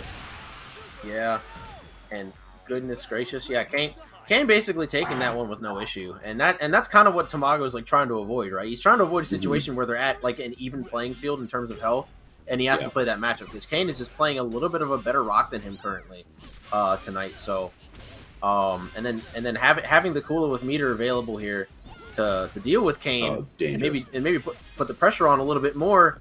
Oh my god, but you can't be missing hit confirms like that if you want to be taking out this Rock. And it's really costly, especially considering the fact you only have one more game to lose. Oh man, this is not good. This is not good. All right, great EXCP. That was great. Yeah, getting out of that corner and catching the jump. No meter expended. Still have 1 bar left. No, and that was a good call, not spending the meter, honestly. Ooh, and that's safe. It's really hard to counter poke in that situation. Just keep building the meter. Keep building the meter. No, he's at a healthy life lead. He's still got another character. I think that was a good call, not spending the meter.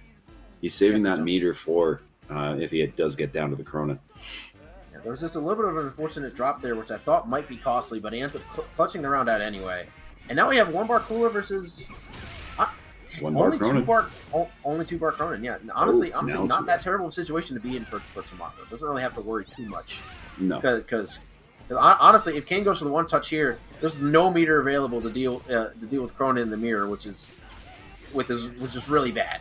Yeah, and you look at the movement.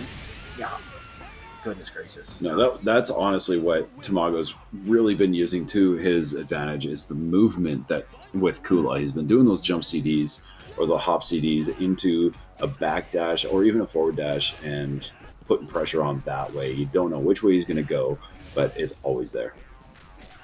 Great DP coming out from Kane. Doesn't have enough meter. Doesn't have meter to do enough damage in order to lead to a kill. What is going on? And he actually baits the punish, and he's going to pull out the gun. Is this going to do it? Bang! Not quite. He's in a really good position to stay alive. Amazing stand block from Kane right there, so you get the throw punish on the 2-on-4B. Oh, let's see what Violentkain can do right now. One touch. That's all it's going to take. But the trade. Tamago clutching. We got more set. We got more set to go. I think the order change was really good, and he should stick with it. Yeah. Well, I mean, he has to. Tamago's locked in on this order right now. Actually, that's not true. If you win a match, you can't change character, but you can change order still. Okay. So there's a bit of like an order mind game that goes on the character select. Yeah. It's interesting. But doesn't actually end up coming into play because we just see them going right back with the same order, the same teams. Violentkain changed up his order a little bit, I believe. Did he not? No, I actually believe... Okay. No, yeah. It should be the same order. I saw some characters switch around there. Yeah. Okay, we got Yori, Rock, and Cronin. Yep, same positions. We got Rock, Kula, Cronin. Same positions last week, yes. Now, this did not go very, very well for Kane last round with this matchup, but he's already doing a little bit better. Already has that lead established. Decent amount of damage. Rock doesn't have that much meter, so his damage won't be that high if he gets a big hit. And yeah, nice reversal there. Well, no hit confirm. I think Tamago wanted to throw there, so he ended up not actually confirming into 6A. A little bit of an unfortunate occurrence for him, as he's already down a lot on life, and a hit like that would have done really good work for him. Dude, what a punish on the far C. That was an excellent whiff punish from Violentkain. Excellent. Oh man, that does not spell good tidings for Tamago though. As Kane has so much health in this Yuri, and historically when he gets really strong point war wins, you see him all the way until you're down to your anchor character. So this could be definitely rough for Tamago if he's not able to. Oh my goodness, he has got he's just getting 3 times in a row. Every Tatsu's getting checked, whether it's an air-to-air with a jump D or he's getting dragon punched or anything. He's just getting checked on those Tatsus almost every time. Okay, great meaty attack there with the 2B spaced. Oh my god, such an unfortunate drop from Tamago there, but it's actually going to end up just being a reset. Oh man, if all he needs to do is just time the projectile a little bit later and he will get that conversion, but now he's taking extra damage because he hasn't been able to get the full conversion. This is not good. This is not good. All he needed was a little bit of a reflect into DP, but he did not time the projectile right, and he is paying for it with so much HP loss, and now Kane is just running out the clock.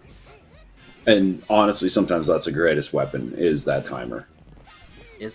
Like, he obviously won't win a timeout war here, but reducing the amount of health that Kula will get back, or just killing Kula right here with a command grab combo. One way or another. Oh my god.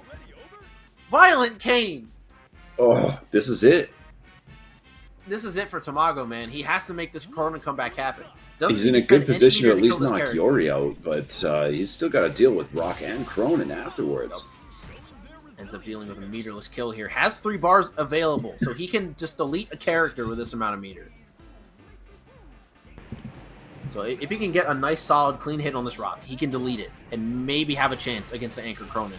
But he has to get that hit first, and Kane is just immediately spending it all, confirming off the counter hit jump CD. And why wouldn't you spend it all, honestly? Because even if this Cronin knocked your Rock out, now he's in a worse position to go up against your Cronin when it comes down to the final round. That being said, though, he is now short on the meter, and he's going to spend it all. Even game in terms of life. Oh, he actually gets the punish, but was a little too far away to do anything with that 2B. Yeah, even health here. Jump CD. Just trying his best to maintain that space and prevent Cronin from getting close. That's the only way Tamago will be able to bring this back. And he has to do it soon, or else the health he gets back will be negligible. And it'll be almost impossible to win the Cronin mirror. And the trip guard with the 2B. This is going to close it out. Violentkain. Great is your set. oh my god. Such a great end to a great set. Tamago doing what he could. He ran it back for the first set and ended up resetting the grand finals, but in the end, Violentkain just had the answer. He was too much for Tamago, taking it 3-1 and becoming the champion of Rollback on block number 3. Yep. Shout outs to Violentkain, man, doing a really, really good job against Tamago pretty consistently. Lost that first set, but managed to make his adjustments very quickly and is now taking home first and taking home that fatty Matcherino pot, which I'm once again going to thank you guys for donating to and claiming the codes for it. $115.05. Pretty good. Pretty nice. good night. It went up a little bit during that final match, and you love to see that. You know, they never stop donating. It all goes to the fighters. They're here for you. You're here for us. And it just worked in everybody's favor. Thank you, everybody, for watching so much. Yep. Once again. Yeah, great job once again to Violentkain. Congratulations. We'll be back here doing this again in 2 weeks. But until then, I want to leave you guys with a little message about Summer Jam. Summer Jam is another major coming out to the Philadelphia area. Well, not really necessarily Philadelphia, just right across the bridge in New Jersey over in Cherry Hill.